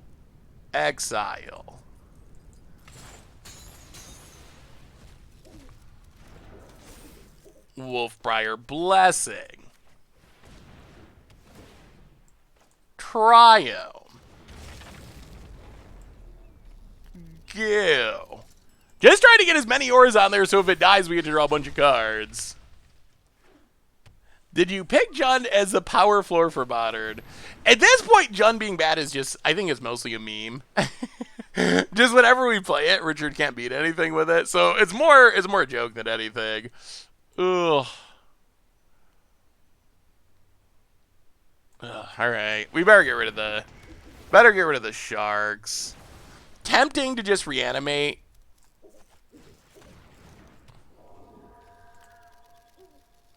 One, two.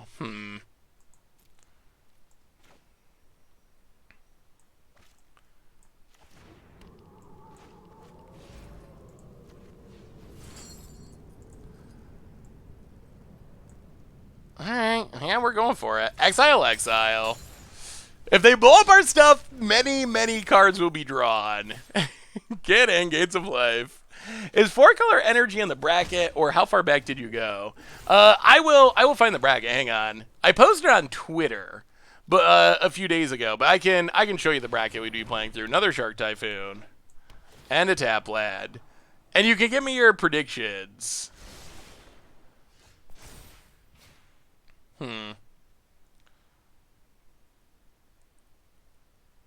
Well. So next turn we're getting... Alright, let's cycle this. Cycle the Triome. Storm Herald not great at the moment.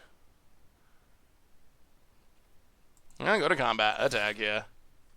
Gain some life. After this match, I'll show you the bracket. Or someone put it in chat as well.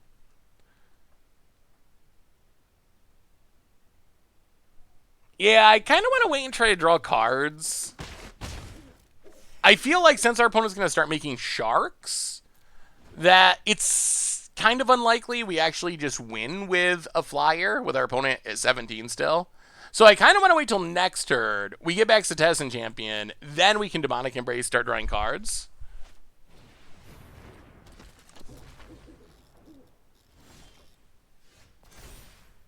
Okay. Citizen Champion. Another Citizen Champion.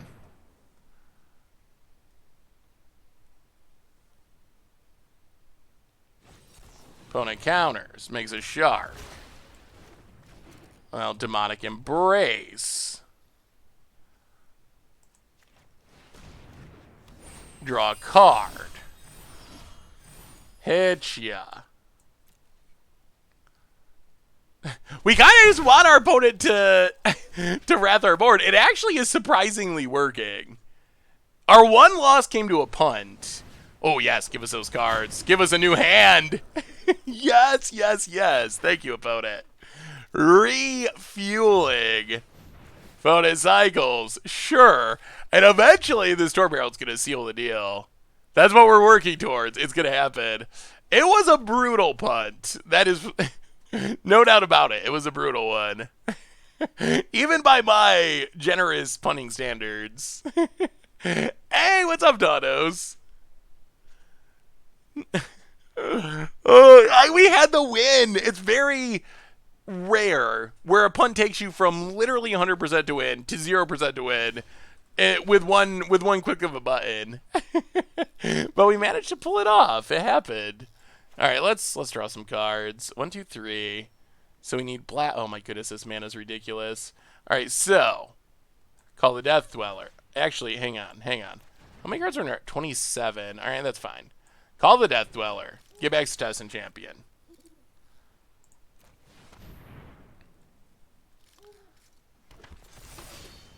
Hateful Eidolon.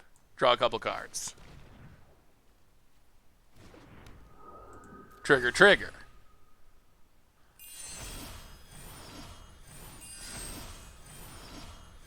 All that glitters on Hateful Eidolon. Draw a couple cards. And discarding's not bad, because discarding will set us up for... Ooh. Discarding will set us up for the Storm Herald. Play this on white. Elcid. Draw a couple cards. Trigger, trigger.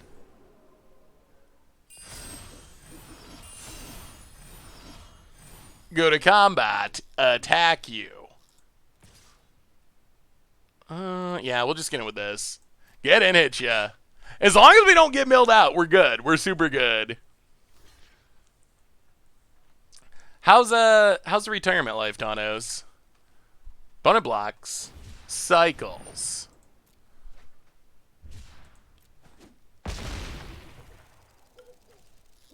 Alright.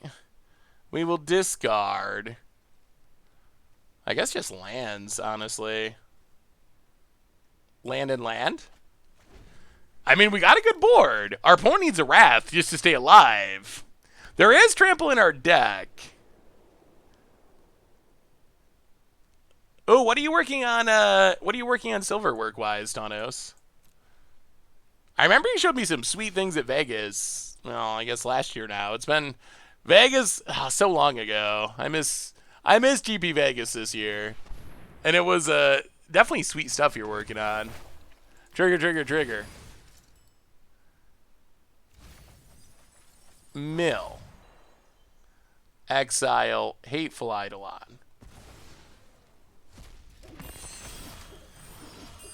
Draw a card, draw a card.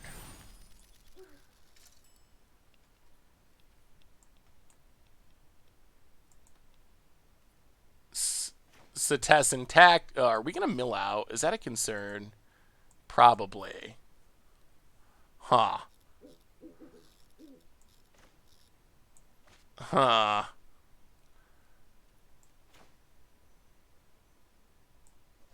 Sates and tactics. We might mill ourselves out here. Trigger, trigger, trigger.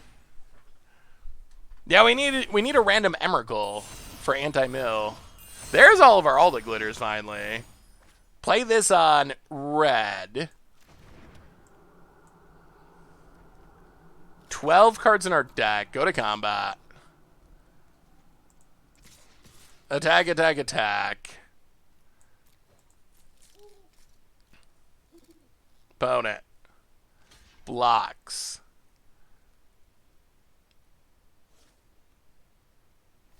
Blocks. Blocks.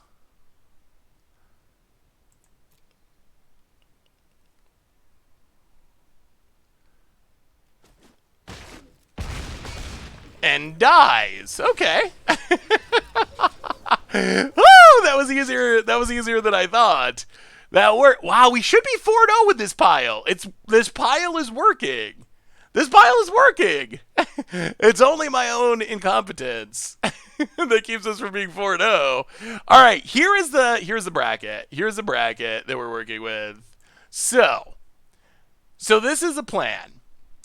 These are the 16 decks. Number 1 seed, Oko Simic Food, versus 16 seed Blue White Flash, which got Reflector Mage banned. Then 8 versus 9 matchup, Winota, the Agent of Treachery deck, versus Teamer Energy, Attune, etc., etc. Oh, always chat in the way. All right, so with chat out of the way, and someone also posted it in.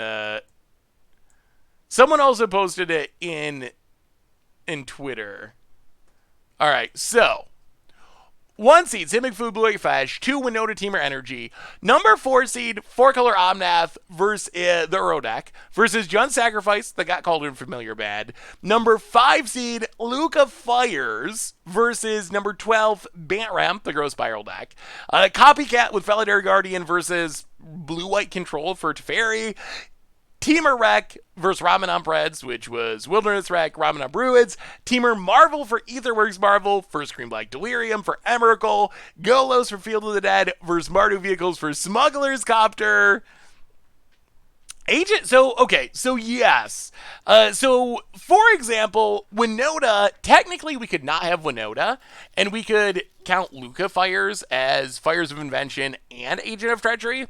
The problem is, we really need 16 decks to make the bracket work right.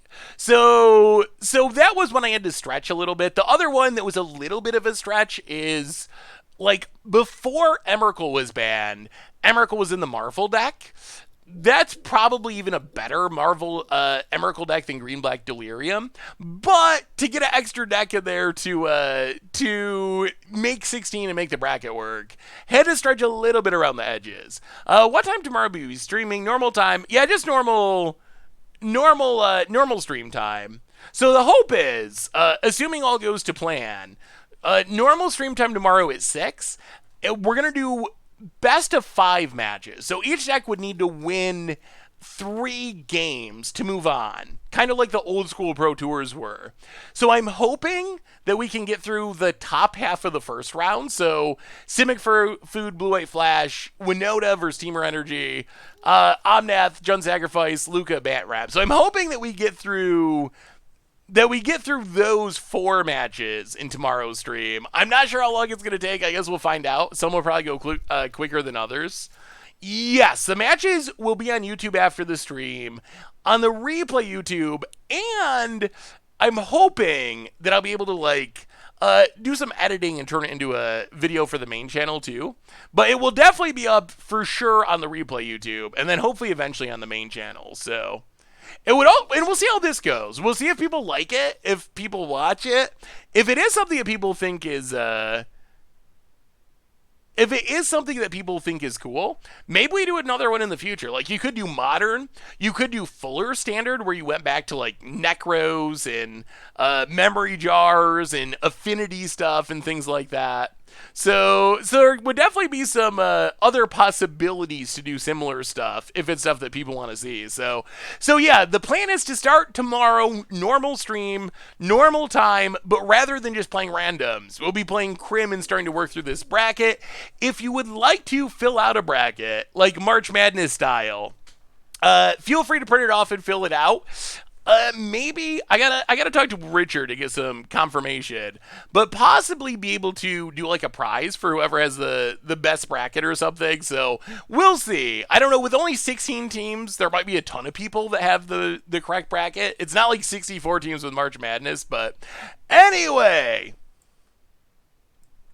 All right, we'll go back to our games in a minute. So the last thing you need to know about this, for deck lists, the idea is to play the version of the deck that actually like performed well at a tournament as close to the banning as possible. So we're not like building Simic Food from the ground up. The idea will be, oh, this is the Simic Food deck that won the Mythic Championship, and then I got banned a few weeks later. Or this is a Blue-White Flash deck from GP whatever, 2 weeks before the banning happened. So that's the idea for the deck list.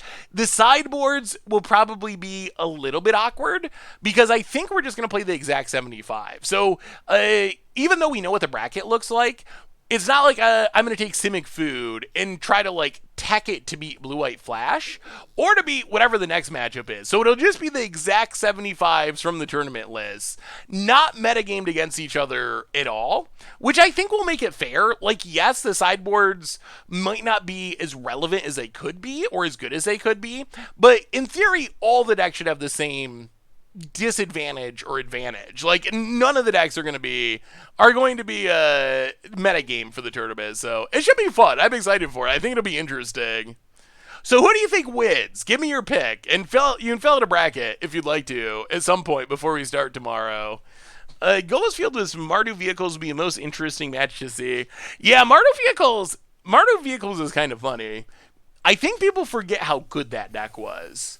I feel like Mardu Vehicles somehow managed to sneak under the radar. Like, yes, technically Smuggler's Copter got banned, although in all honesty, that banning was not targeted at vehicles in specific. Like, Smuggler's Copter was in every creature deck possible. Yeah, normal stream time tomorrow, 6 p.m. Eastern time tomorrow. But it's going to take several, I bet it'll take like 4 to 5 streams to actually play through the entire bracket. And depending on how it goes, might move some of like the final rounds, like the top 4 or something, to like Goat Magic YouTube style videos.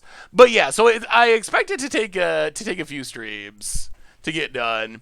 Your Monday stream normally goes live on the homepage on the Goldfish site, but it's not there tonight. Is that by design or is it oversight? My guess is a bug. With all the updates we've been doing to the website in the last week or two, my guess is it's just a bug, and I'll have to mention it to Richard after the stream. But yeah, it should be there. So I think it's just a site with all the or a bug with the site with all the redesign stuff we'll be doing. Is 20 gems better than a wild card? Oh no, it's much, much worse. So once you get all the cards from a set, that's what you get out of your packs. Yeah. Unfortunately, I still need... Oh, I forgot. I counted not that long ago. 11? 11 or 12 mythics to finish Zendikar Rising, and then I can stop opening them. But yeah, that's what happens once you get all the rares, or mythics, actually, from a set. Then you start getting that instead. Oh,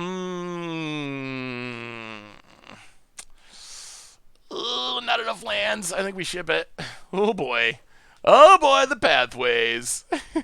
The pathways of doom. Let's put Elcid to the bottom. Oh, this mana. I will say the pathways make you think. They do make you think a lot more than most lands. Well, I guess we play this on white, play this on white, play this on green. All right, green go. Hope we draw a triome. Marvel could be a top runner, just depends on the spids. Ooh, that's a triome. Yeah, there is definitely variance in the Marvel deck, which could be a reason that it doesn't end up doing as well as maybe we'd think. So we have red, green. I guess we'll play this on white. Yeah, let's play it on white. Run out Setessan Champion. If it doesn't die, we get a ton of upside. If it does die, we'll deal with it. Bonnet gets in. Yeah, that's one thing I'm really curious to see with this bracket is, are the busted decks from just like 3 years ago, are they still busted today? Or are today's decks so busted that the busted decks from today just, like, dominate the busted decks from a little while ago? Well, get rid of Elcid. Pathway on black. Go. So when brewing decks on MTG Goldfish, the deck editor adds $1 of value from thin air. Is it a problem we'll be addressing soon? I started brewing a $25 deck for a league called PDH close to me. It really messes up brewing.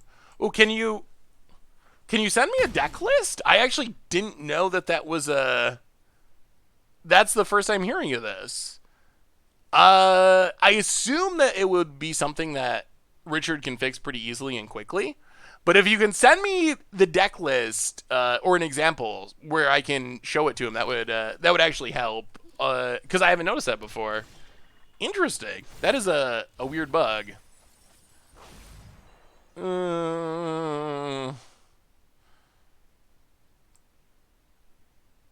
Let's decline, I think.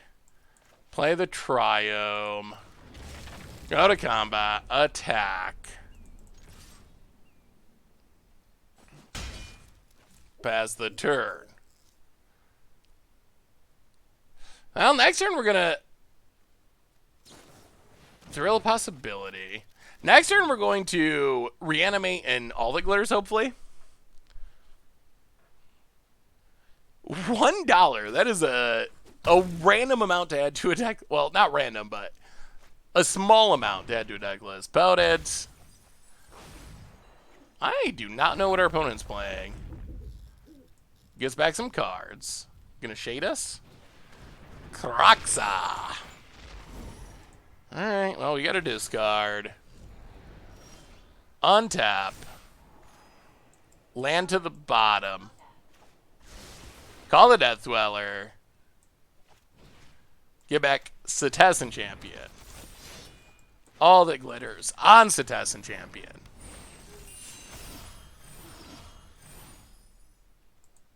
Hit ya. Down to 14 past the turn. We need it to live. We need it to live. Why is Splinter Twin considered better than Kiki Jiki? Uh, Big reason is it's cheaper. 4 mana compared to 5. Ugh. Alright. That's annoying. So, biggest reason is it's cheaper. Oh, God. So much removal. Is this like Kroxa control? What's going on here? We have no creatures. Jeez. Alright. Well, Temrat calls the dead.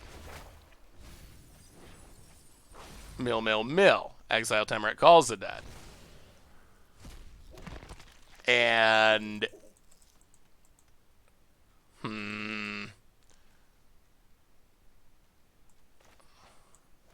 Pass the turn. I assume we're going to get Kroxa one of these days. The other reason is that...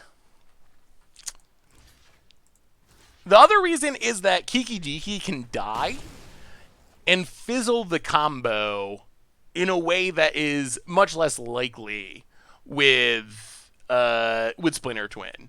So, like, if you try to combo, a shock can kill Kiki Jiki and fizzle it.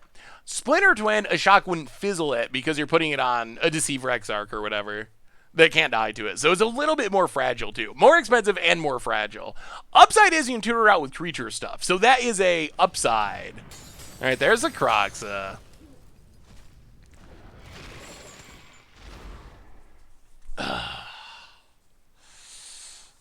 Okay, discard the pathway, go to 6. I mean, it's all about this top deck. Skyclave Shades. I think it all comes down to Storm Herald. Sentinel's Eyes, that's not going to do it. Mill some cards. They are not helpful cards. Exile.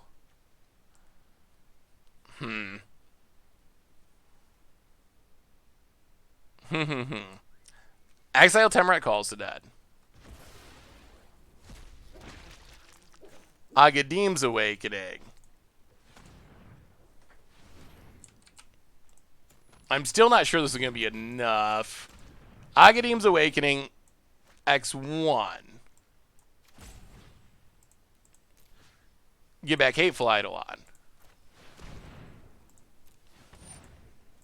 And then Sentinel's Eyes. Hateful Eidolon. Pass the turd, pass the turd. I mean, if we draw Storm Herald, we could steal it if we live that long. That is where we were at. Opponent, combat, attacks. We discard. We drop to 3.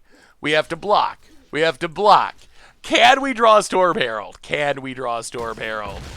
Down to 5. We draw an extra card. Sentinel's Eyes. One draw. One draw. Can we find it? Skyclave Shade. Oh! Okay. All right, no whammies, no whammies, no whammies. No instant speed removal. Storm Herald.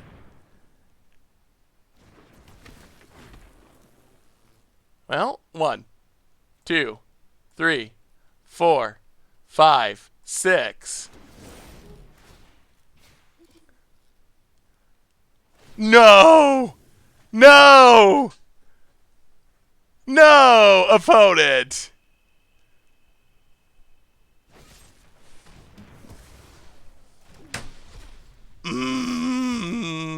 No!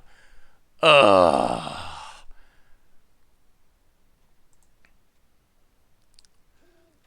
And we lose all of our auras? Yeah, alright. Well, Pona had what they needed. They had what they needed. Exactly. Yeah, we live, but we can't win. Oh yeah, you can definitely share deck lists on here. Well, the problem is, yeah, we can survive, but all of our auras getting exiled means that we don't actually have a way to win from there. Like, that was our one out, was Storm Herald jank him out with one attack. But because Storm Herald exiles all the auras, another Storm Herald doesn't do it. So we just don't have... There's nothing we can draw that's going to get us back in the game from there.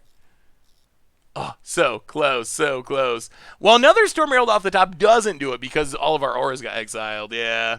Zorichi! Let me take a look at the deck list.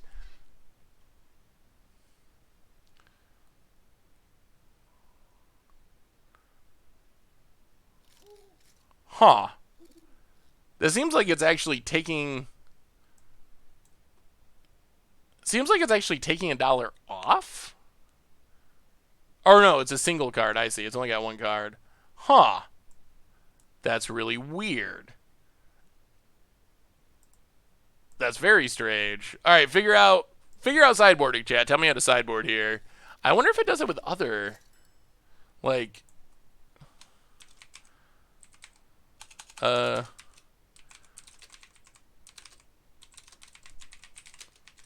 what happens if the other cards do it as well?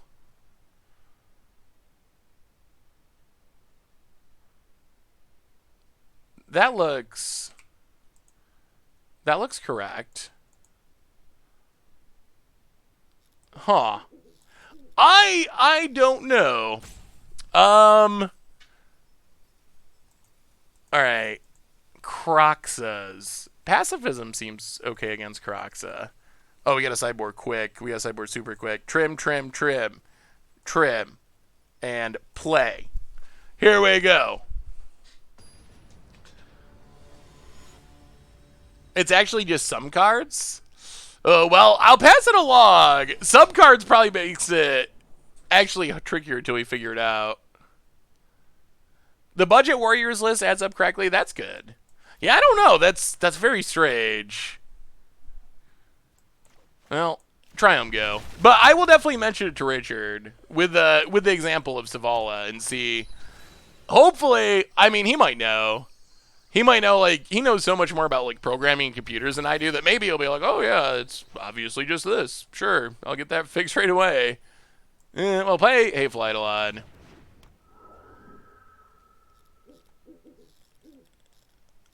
Pathway on white. Sentinel's Eyes, Hateful Eidolon. Go. Opponent. Swamp and passes. Well, Pathway on red. Tamara calls it a little double pump there.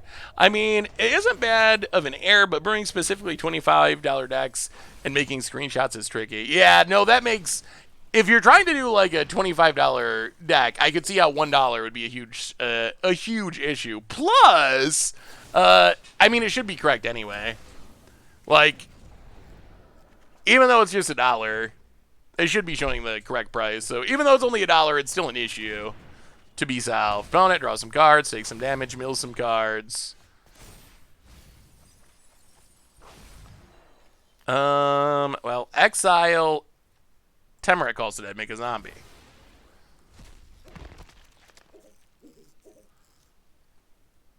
Huh. Pathway on green. Cetacean Champion. Sentinel's Eyes. Exile, exile.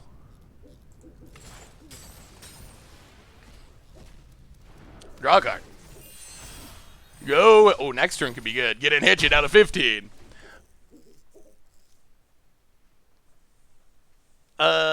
Why? Why doesn't Jace drink bottled water? He prefers tapped.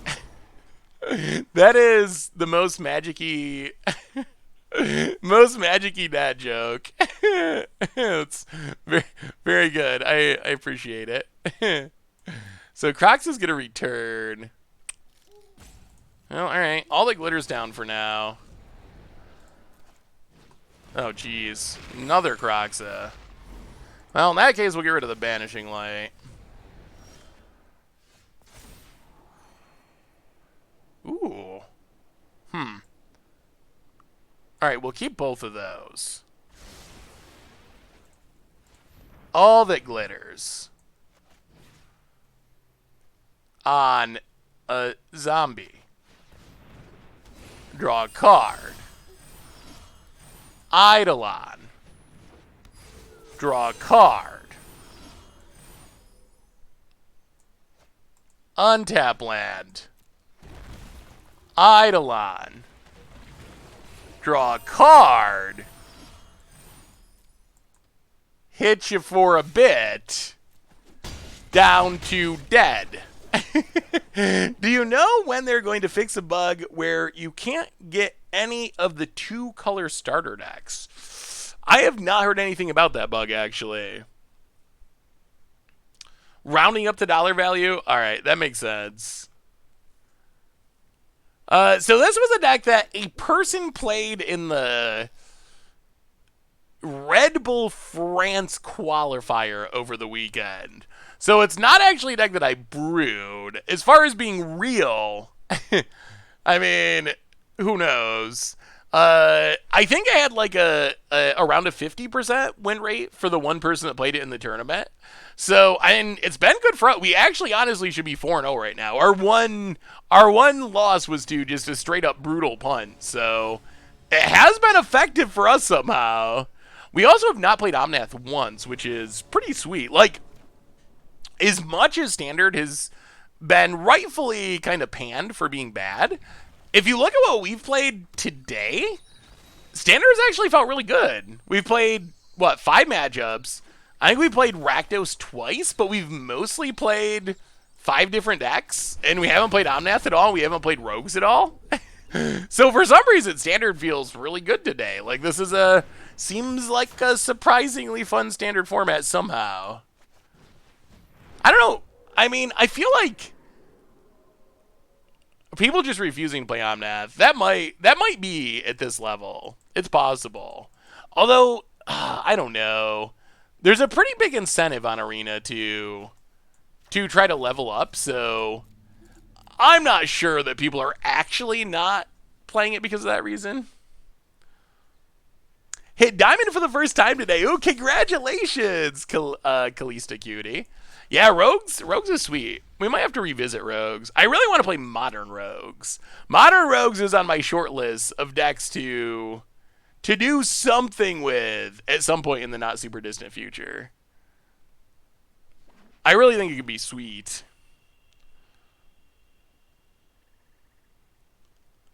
Alright, so opponents got removal. Sure. Sure. Killer stuff. You jerk. Skyglaive Shade. Yeah. Well, pathway on white. Tamarack calls it dead. Mill. Get rid of Elcid. Pass the turn. When I play Demir Mill, I get nothing but Omnath and Kroxa, but when I play a different deck, the decks I play against are more varied. Huh. That's interesting. I don't think it should matter in ranked, in theory. Ponak, Gungarab, more Magmatic Channelers. Magmatic Channelers going off. Paul's drawn so many cards. Alright, yeah. We'll take our beats. Funeral rites to draw some cards. Whoa! Mills 2 Kroxas! What is the math on that? Well, exile Banishing Light.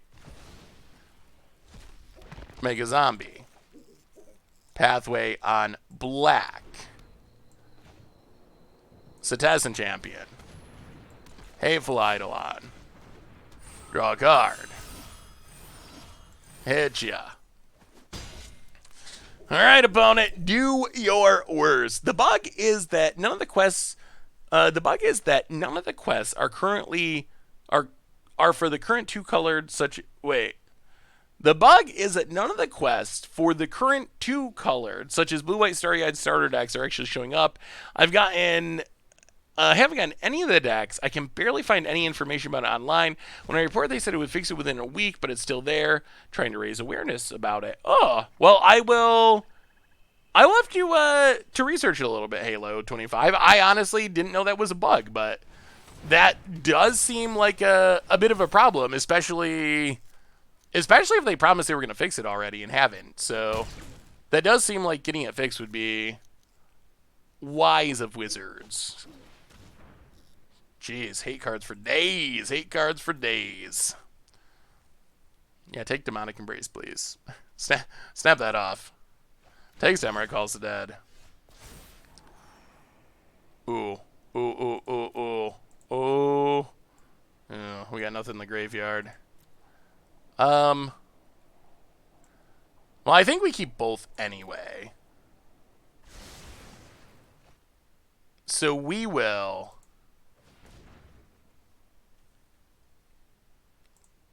play Cetizen Training on Hateful Eidolon, draw a card.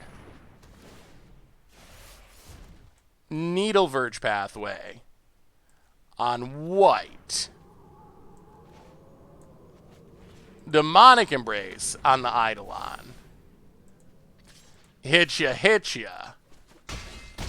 Down to 9. Past the turn. We can fly over for the win, potentially, as our opponent finally out of removal. Yeah, well, we're not going to play this Iona this turn. Why only one Iona? I think Iona's like actually kind of medium in the deck. I haven't had the greatest of successes. Opponent discards Crocs again, draws a land, plays the land,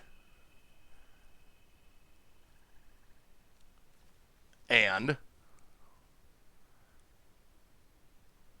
I mean, if they kill our stuff, the Storm Herald win probably gets there. Croxa.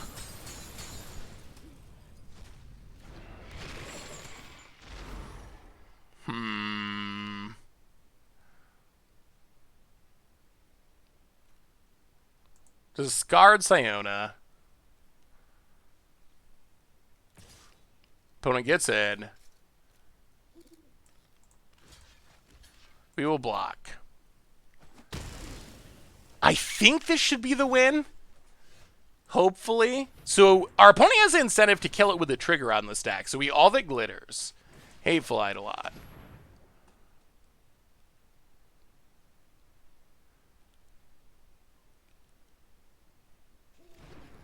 Okay, go to combat. Attack you. Wow, they do have it. All right, so opponent has removal. We get to draw a few cards.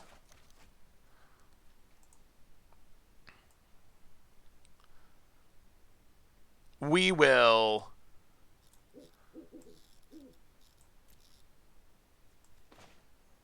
call the Death Dweller. Cetizen Champion. Pass the turn. All right. No top decks, and the Storm Herald win. I think we're getting there. Thanks so much for reading my comment. I wasn't getting any straight answers from Wizards, so I thought I'd raise more attention to get it fixed. Yeah, I will see what I can do, Halo, about finding out about it. Opponent. Magmatic Channel. Opponent's been drawing 2 cards a turn this entire game, too, with this Magmatic Channeler. Takes a Skyclave Shade. Gets it. We discard. Jump block, I guess.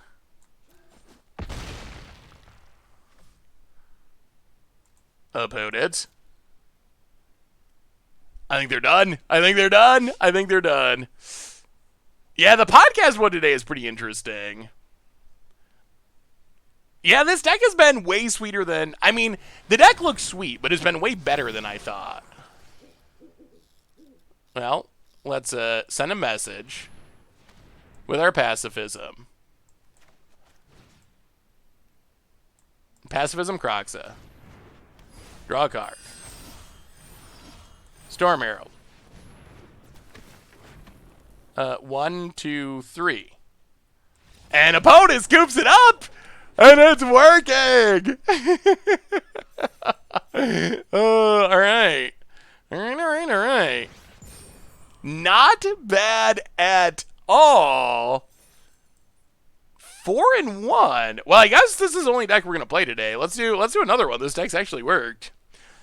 And then I will be uploading the podcast once we finish the stream. If you are interested in such topics.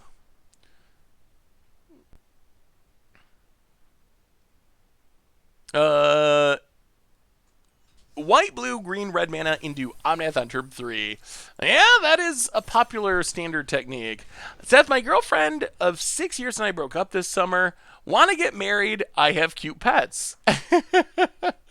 Oh, what kind of pet you got, Mox? Well, I'm sorry about the breakup. That's always hard.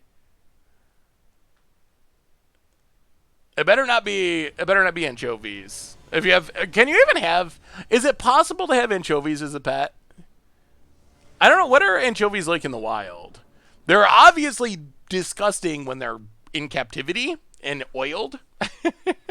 uh, I might have to try to get pet anchovies just for the memes. Put it on. I need. Okay, here's actually a really good question for you, chat. So, chat. You might have seen on YouTube me working on these shelves to do videos. I think I keep mulliganing. Ugh. Working on these shelves to do videos that do not have a green screen. That's one of the things I'm working on. What can I put on the shelves though? There's a lot more shelves than I thought. I thought it was gonna be super easy. Just like a few. I thought I had enough stuff, honestly, to put on the shelves, but I didn't realize they're going to be just, like, infinite shelves that would take a ton of stuff. So I need to get a... Wait, does Thanos have a logo? So I think if you have random stuff that you think could be good on a shelf, let me know.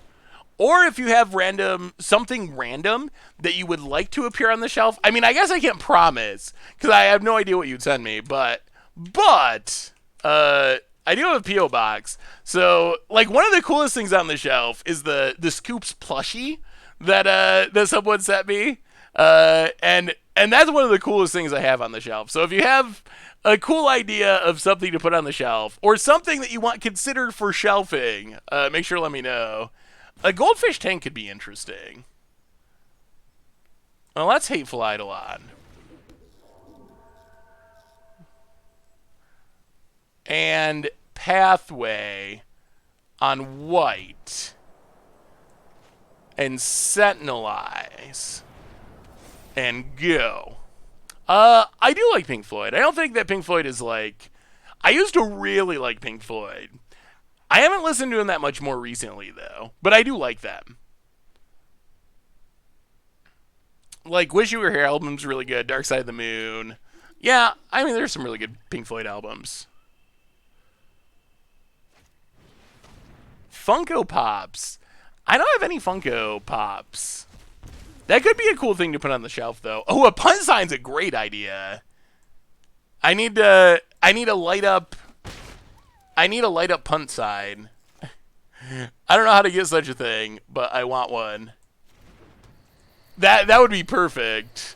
I don't especially like, and then and then when you punt, it can light up. That would be so sweet. That is a great idea. Opponent either has shenanigans or is bad at math. Oh, no. All right, shenanigans is the answer. Awkward. Doubly awkward. I mean, I guess we were on the mull to oblivion here, so... Yeah, I like the punt sign idea. That's the best idea we've come up with so far. A punt gong? I kind of like it. I kind of like it. That would be pretty funny. About it. So many Croxes.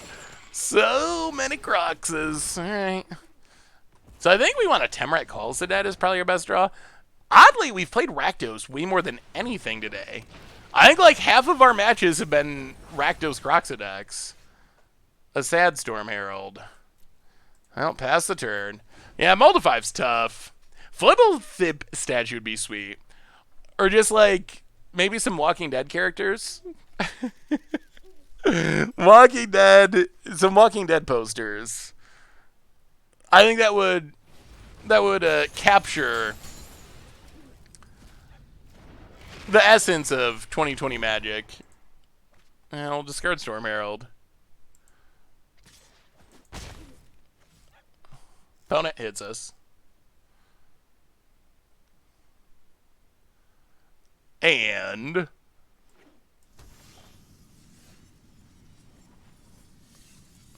oh, okay. I hadn't really thought of it as Thanos' logo, but yeah, I have seen that before. I wasn't. Oh no, I wasn't thinking of it as Thanos' logo, but I knew what you mean.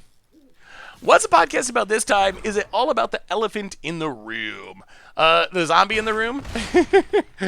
So the podcast, basically two topics. Topic one, post-banning standard. So that was like tournaments over the weekend and so forth.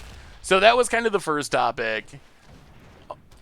Topic two is the obvious one. 1, 2, 6. Yeah, yeah. Do we even show this, or do we just scoop? Is there any? Oh, whatever. Whatever. Let's do it for fun. It's not enough. You.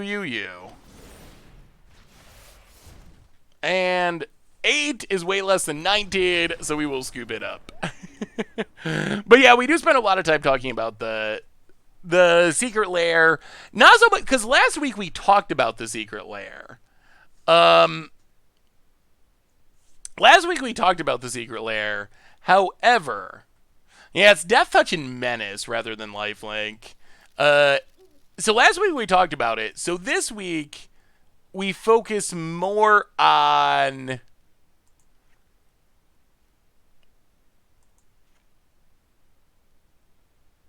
this week we focus more on the reaction to it from everyone, Wizards, the community, the rules committee, all that kind of stuff. So that's kind of our main focus.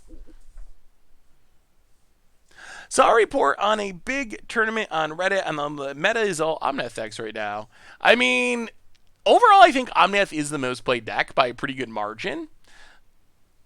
But we haven't played Omnath at all today somehow. So, not that matters from a statistical perspective, but our experience today has been, I think, pretty overwhelmingly positive with Standard. But it is true that the big tournament this weekend, the biggest of the tournaments this weekend, was 45% Omnath decks. Yeah, that might be that all the Omnath decks are battling each other at Mythic.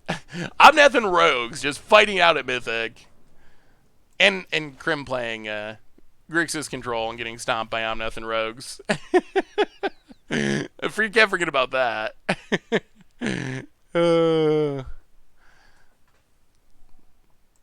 Alright. This 150 card deck meta in Arena is perturbing me. Wait, 150 card deck meta? Is that an actual thing? Do you think Magic will die because of the Walking Dead lair? No. I don't think the Walking Dead lair... So, the Walking Dead lair itself is probably less of a big deal than... Well, I mean, considering how incredible the reaction was... I think it's almost definitely less of a big deal than the reaction. Like, the reaction is probably, or definitely, I would say, more extreme than necessary. Just looking at the Walking Dead Secret Lair drop.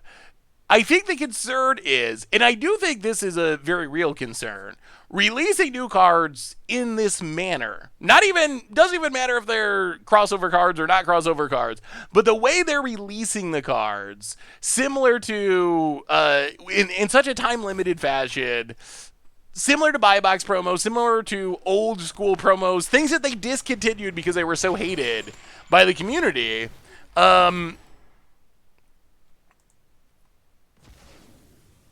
I feel like that is a a concern for the game going forward. Is it going to kill the game? I don't think it's going to kill the game, but I think it is a big negative, and I think it does have potential to hurt the game.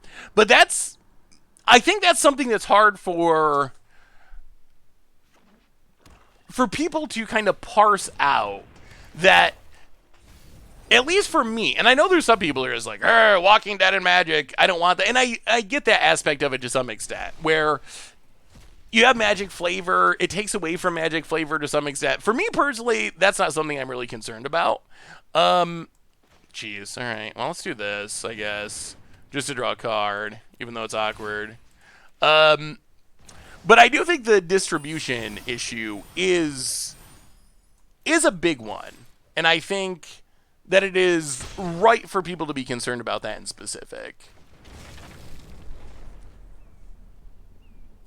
Wasn't there a My Little Pony crossover years ago, or am I wrong? Yeah, the big difference there was, so far crossovers, and I think that's the thing you got to separate out. That's the thought that I had started with, that then I got sidetracked and stopped.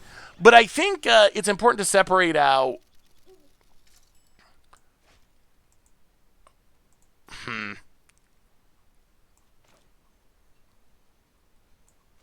Well, Contestant Champion. I think it's important to separate out the issue of crossovers from the issue of how these cards are being distributed. Because I think the issue of crossovers is not actually a meaningful issue. Like, at least, me personally, I don't think it's a meaningful issue. I know it is to some people. I don't want to diminish anyone's, like, opinion on it. But I think that that's not actually a meaningful issue. I do think the distribution is. So in the past, we had like the Godzilla crossovers, but those were like reskin Magic cards, kind of reprint crossovers. We had My Little Pony and like a Transformer thing, but those were silver borders, so they weren't tournament legal. So I think that is what makes this product unique, and that's why there was such a big uproar about it. The other thing is, I also think that part of it is there's already been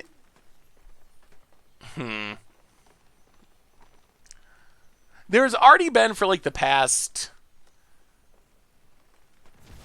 well, several years, really, but even more so in the past year or so in specific,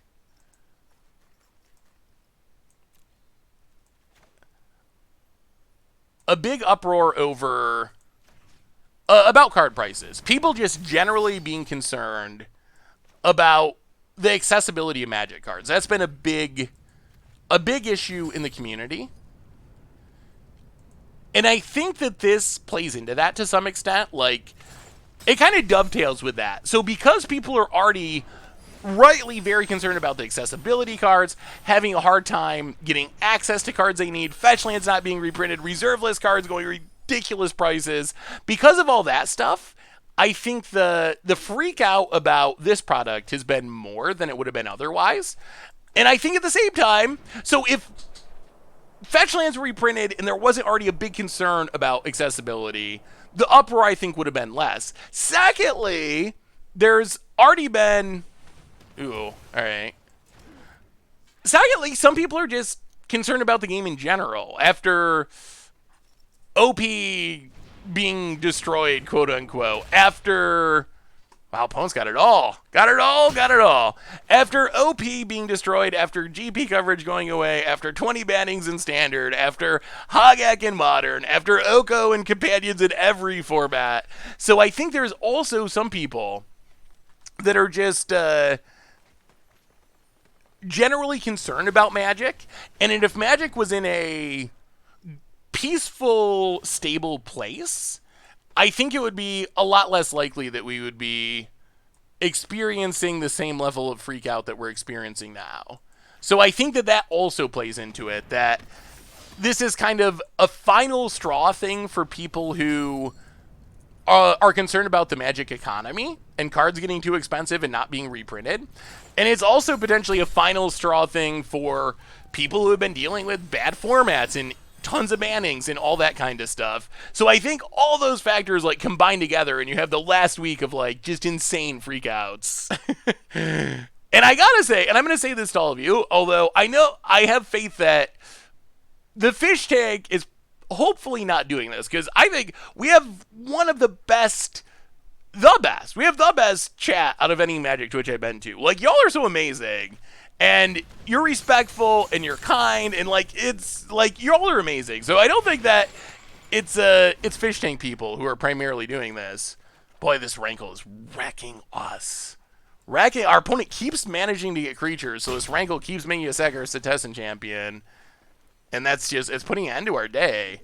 But don't attack other Magic players. Like seriously. Even if you're upset, man, oh that's so disappointing. This Rankle's been absolutely brutal. Is just stealing this game. Well, let's see if we can steal it back. I don't think it's enough, though. Storm Herald. Definitely not. Oh, man, if our opponent couldn't... Ugh. If we didn't have to sack our creatures every dang time, we'd be in such great shape. This Rankle's just dominated. But seriously, like, if you got issues, it's Wizards that prints Magic cards. It's Wizards that has the ability to not print exclusive cards and secret lair drops and stuff, taking it out on other players or the rules committee or any of those people. Like it's not productive. So don't do that, please. And if you do take and give feedback to Wizards, try to be constructive. Like just yelling at them. I don't know. If someone yells at you, you're less likely to hear their message. Because all you're hearing is the yelling. So the more constructive you can be, I'm not saying even be constructive because you want to be nice to Wizards people right now, because I know everyone's angry and riled up, but you're more likely to get your message across if you do it in a way where the other person receiving the communication actually hears your words rather than just hears you yelling and the noise of the yells. So, well, thank you for all the kind words, everyone. But seriously, y'all are, I definitely appreciate how just amazing you are. Because if you hear people talk about Twitch chat, it's really funny. Because it just doesn't line up with my experience with doing the Goldfish stream. But I definitely have seen it in other places where chat can be so toxic and so mean and get into all kinds of just like, you know, really, really bad areas. Like that is... Oh, don't tell me. Oh, I hate this deck, and I hate everything about it. This Rankle has been... That's game. That Rankle has been... That Rankle stole the game. The Rankle stole the game. I mean, it did involve some good running for our opponent, but that Rankle... It stole the game. It won the game all by itself. All right, one more, and then this will be our last match of the stream. So technically, right now we're 4-2. Technically 5-1 minus the punt game, if you're just counting the deck on its own merits and not my punts. All right, last match of tonight's stream, this afternoon stream, and then I gotta go upload the podcast. But yeah, so I know that exists, but that's just never been the experience here. And I think partly because, you know, you guys are, I have awesome mods, Jay Zoller and Tanos and Zach and Nidachuk and everyone, but mostly because y'all are, like, even when there's not a lot of mods around, you're not like that. So I very much appreciate that about our community. All right, can we get one more win? Let's get win number 5. Oh, Yarion? Oh. All right, so probably Doom Foretold. Probably lots of Wraths. Well, I don't know how I feel about this. Clunky mana, like usual. You all are awesome. That is very true. Opponent, Skyland. Ay, oh man. Now I'm kind of regretting the one more game thing. Maybe we should have just ended before we had to play Yarion. That might have been a pun. I've noticed that having enough mods to quickly shove stuff down when people start getting crappy goes a long way towards preventing it from continuing. Yeah, I think that's definitely true too, Tanos. How many cards in the deck? 60. Well, Hateful Eidolon. Go attacking. Well, this is like a deck from before rotation. Looks like we're playing... I'm expecting a Growth Spiral, and an Uro, and an Agent of Treachery, and any number of banned, any number of banned cards. Oh, whoa! Spicy. Okay, okay. Not a land. Well. Huh.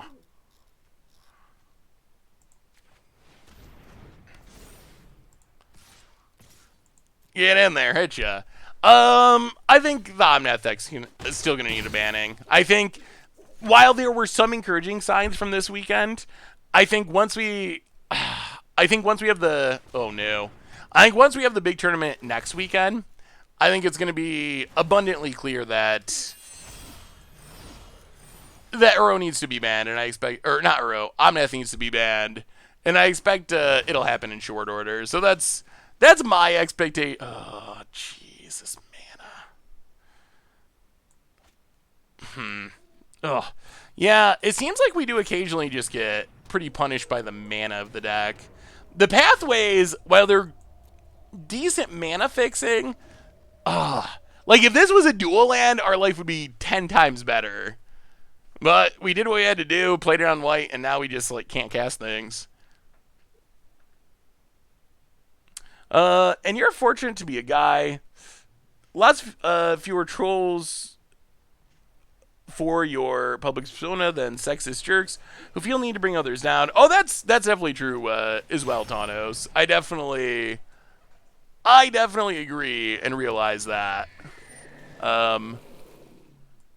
That in general, women or people of color, other minorities, definitely tend to have a worse go of it in the realm of the internets. Since you saw the 80-card deck list for Yarion, we're still getting consistent. Any chance you start building bigger decks bigger than 60 cards? I'm not sure what the advantage is. Oh, how I hate you. How I hate you. Pathways. You make me sad. All right. Pass the turn. I think there needs to be a payoff. I think we have seen how you can build consistent decks with 80 cards. On the other hand, Yarion is a reason to do it. So if we get another reason to do it, I will be higher on it than I was before. But I'm not sure what the reason to build more cards is. Like, if you think about Yarion, if it didn't have the companion restriction, and you could play it in a 60-card deck as your companion, I think you would. A huge percent. Like, you do it because you have to, and we definitely learned that it's not as much of a price as it might seem, because there was a huge bias against ever playing more than 60 cards in your deck. That was just... All right, we're going to the next game. Not being able to cast anything is not very fun. There's a huge bias against it, so I think that has changed, but I'm just not sure what the payoff is. To hose Mill.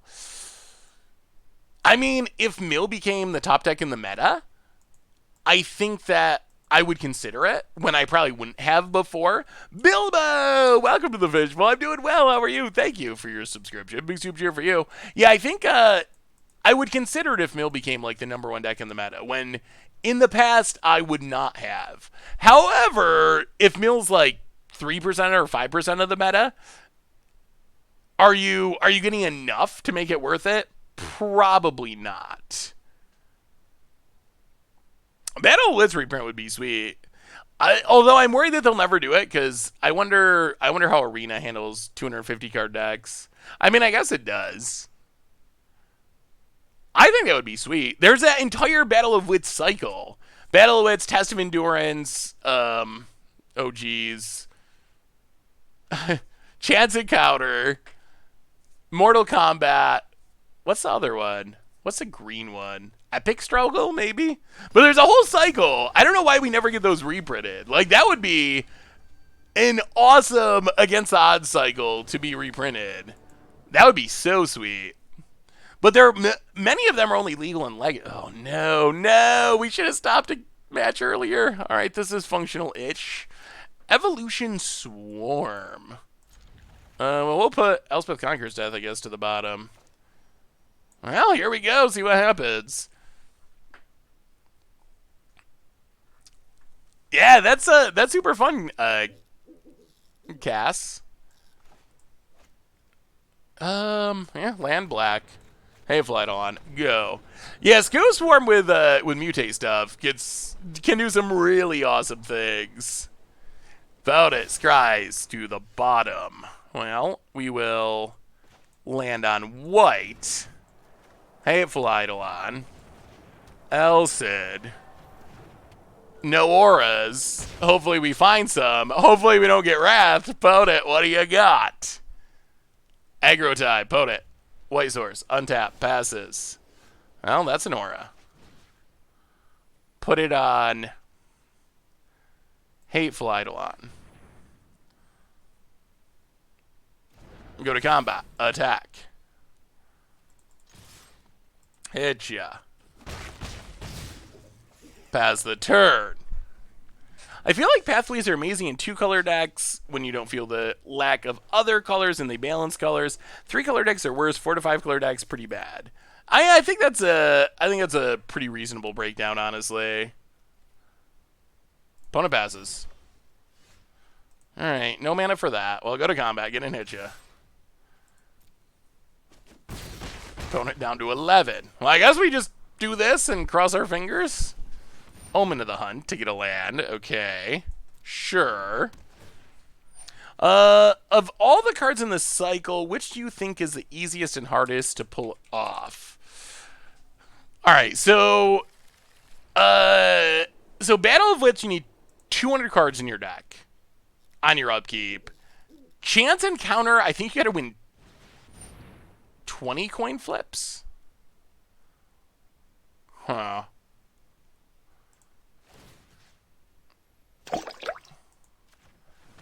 Yeah, I think Chance Encounter is 20 coin flips.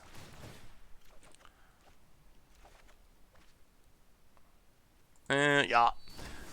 That's probably the hardest. Epic Struggle, is it only 10 coin flips? Do you remove counters when you lose a coin flip? I guess I should look up Chance Encounter again. I don't think we've ever played Chance Encounter because it's only Legacy legal. The white one's pretty easy. It's like a Felidare Sovereign. You need to be at 40 life, I believe. That one's not too bad. Ooh, opponent has to test in champion. Okay. And passes. We don't have green mana. Well, Temerite calls it dead.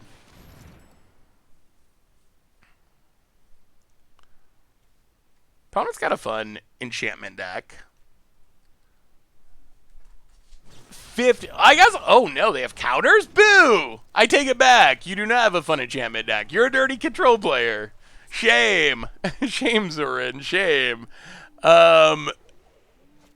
Chance Encounter. Whenever you win a coin flip, put a coin counter on it. So you gotta win. So I actually take that back. Chance Encounter, I think there's probably some combos that let you do it instantly. So it actually might be the easiest. That would be disregarding formats, though. The problem is, so Battle of Wits is legal in Modern. The black one's legal in Modern. The white, green, and red ones aren't. More black mana. Ugh. Yeah, we've been, like, super mana screwed. Wow, and then you get the spider. Ugh. So not good.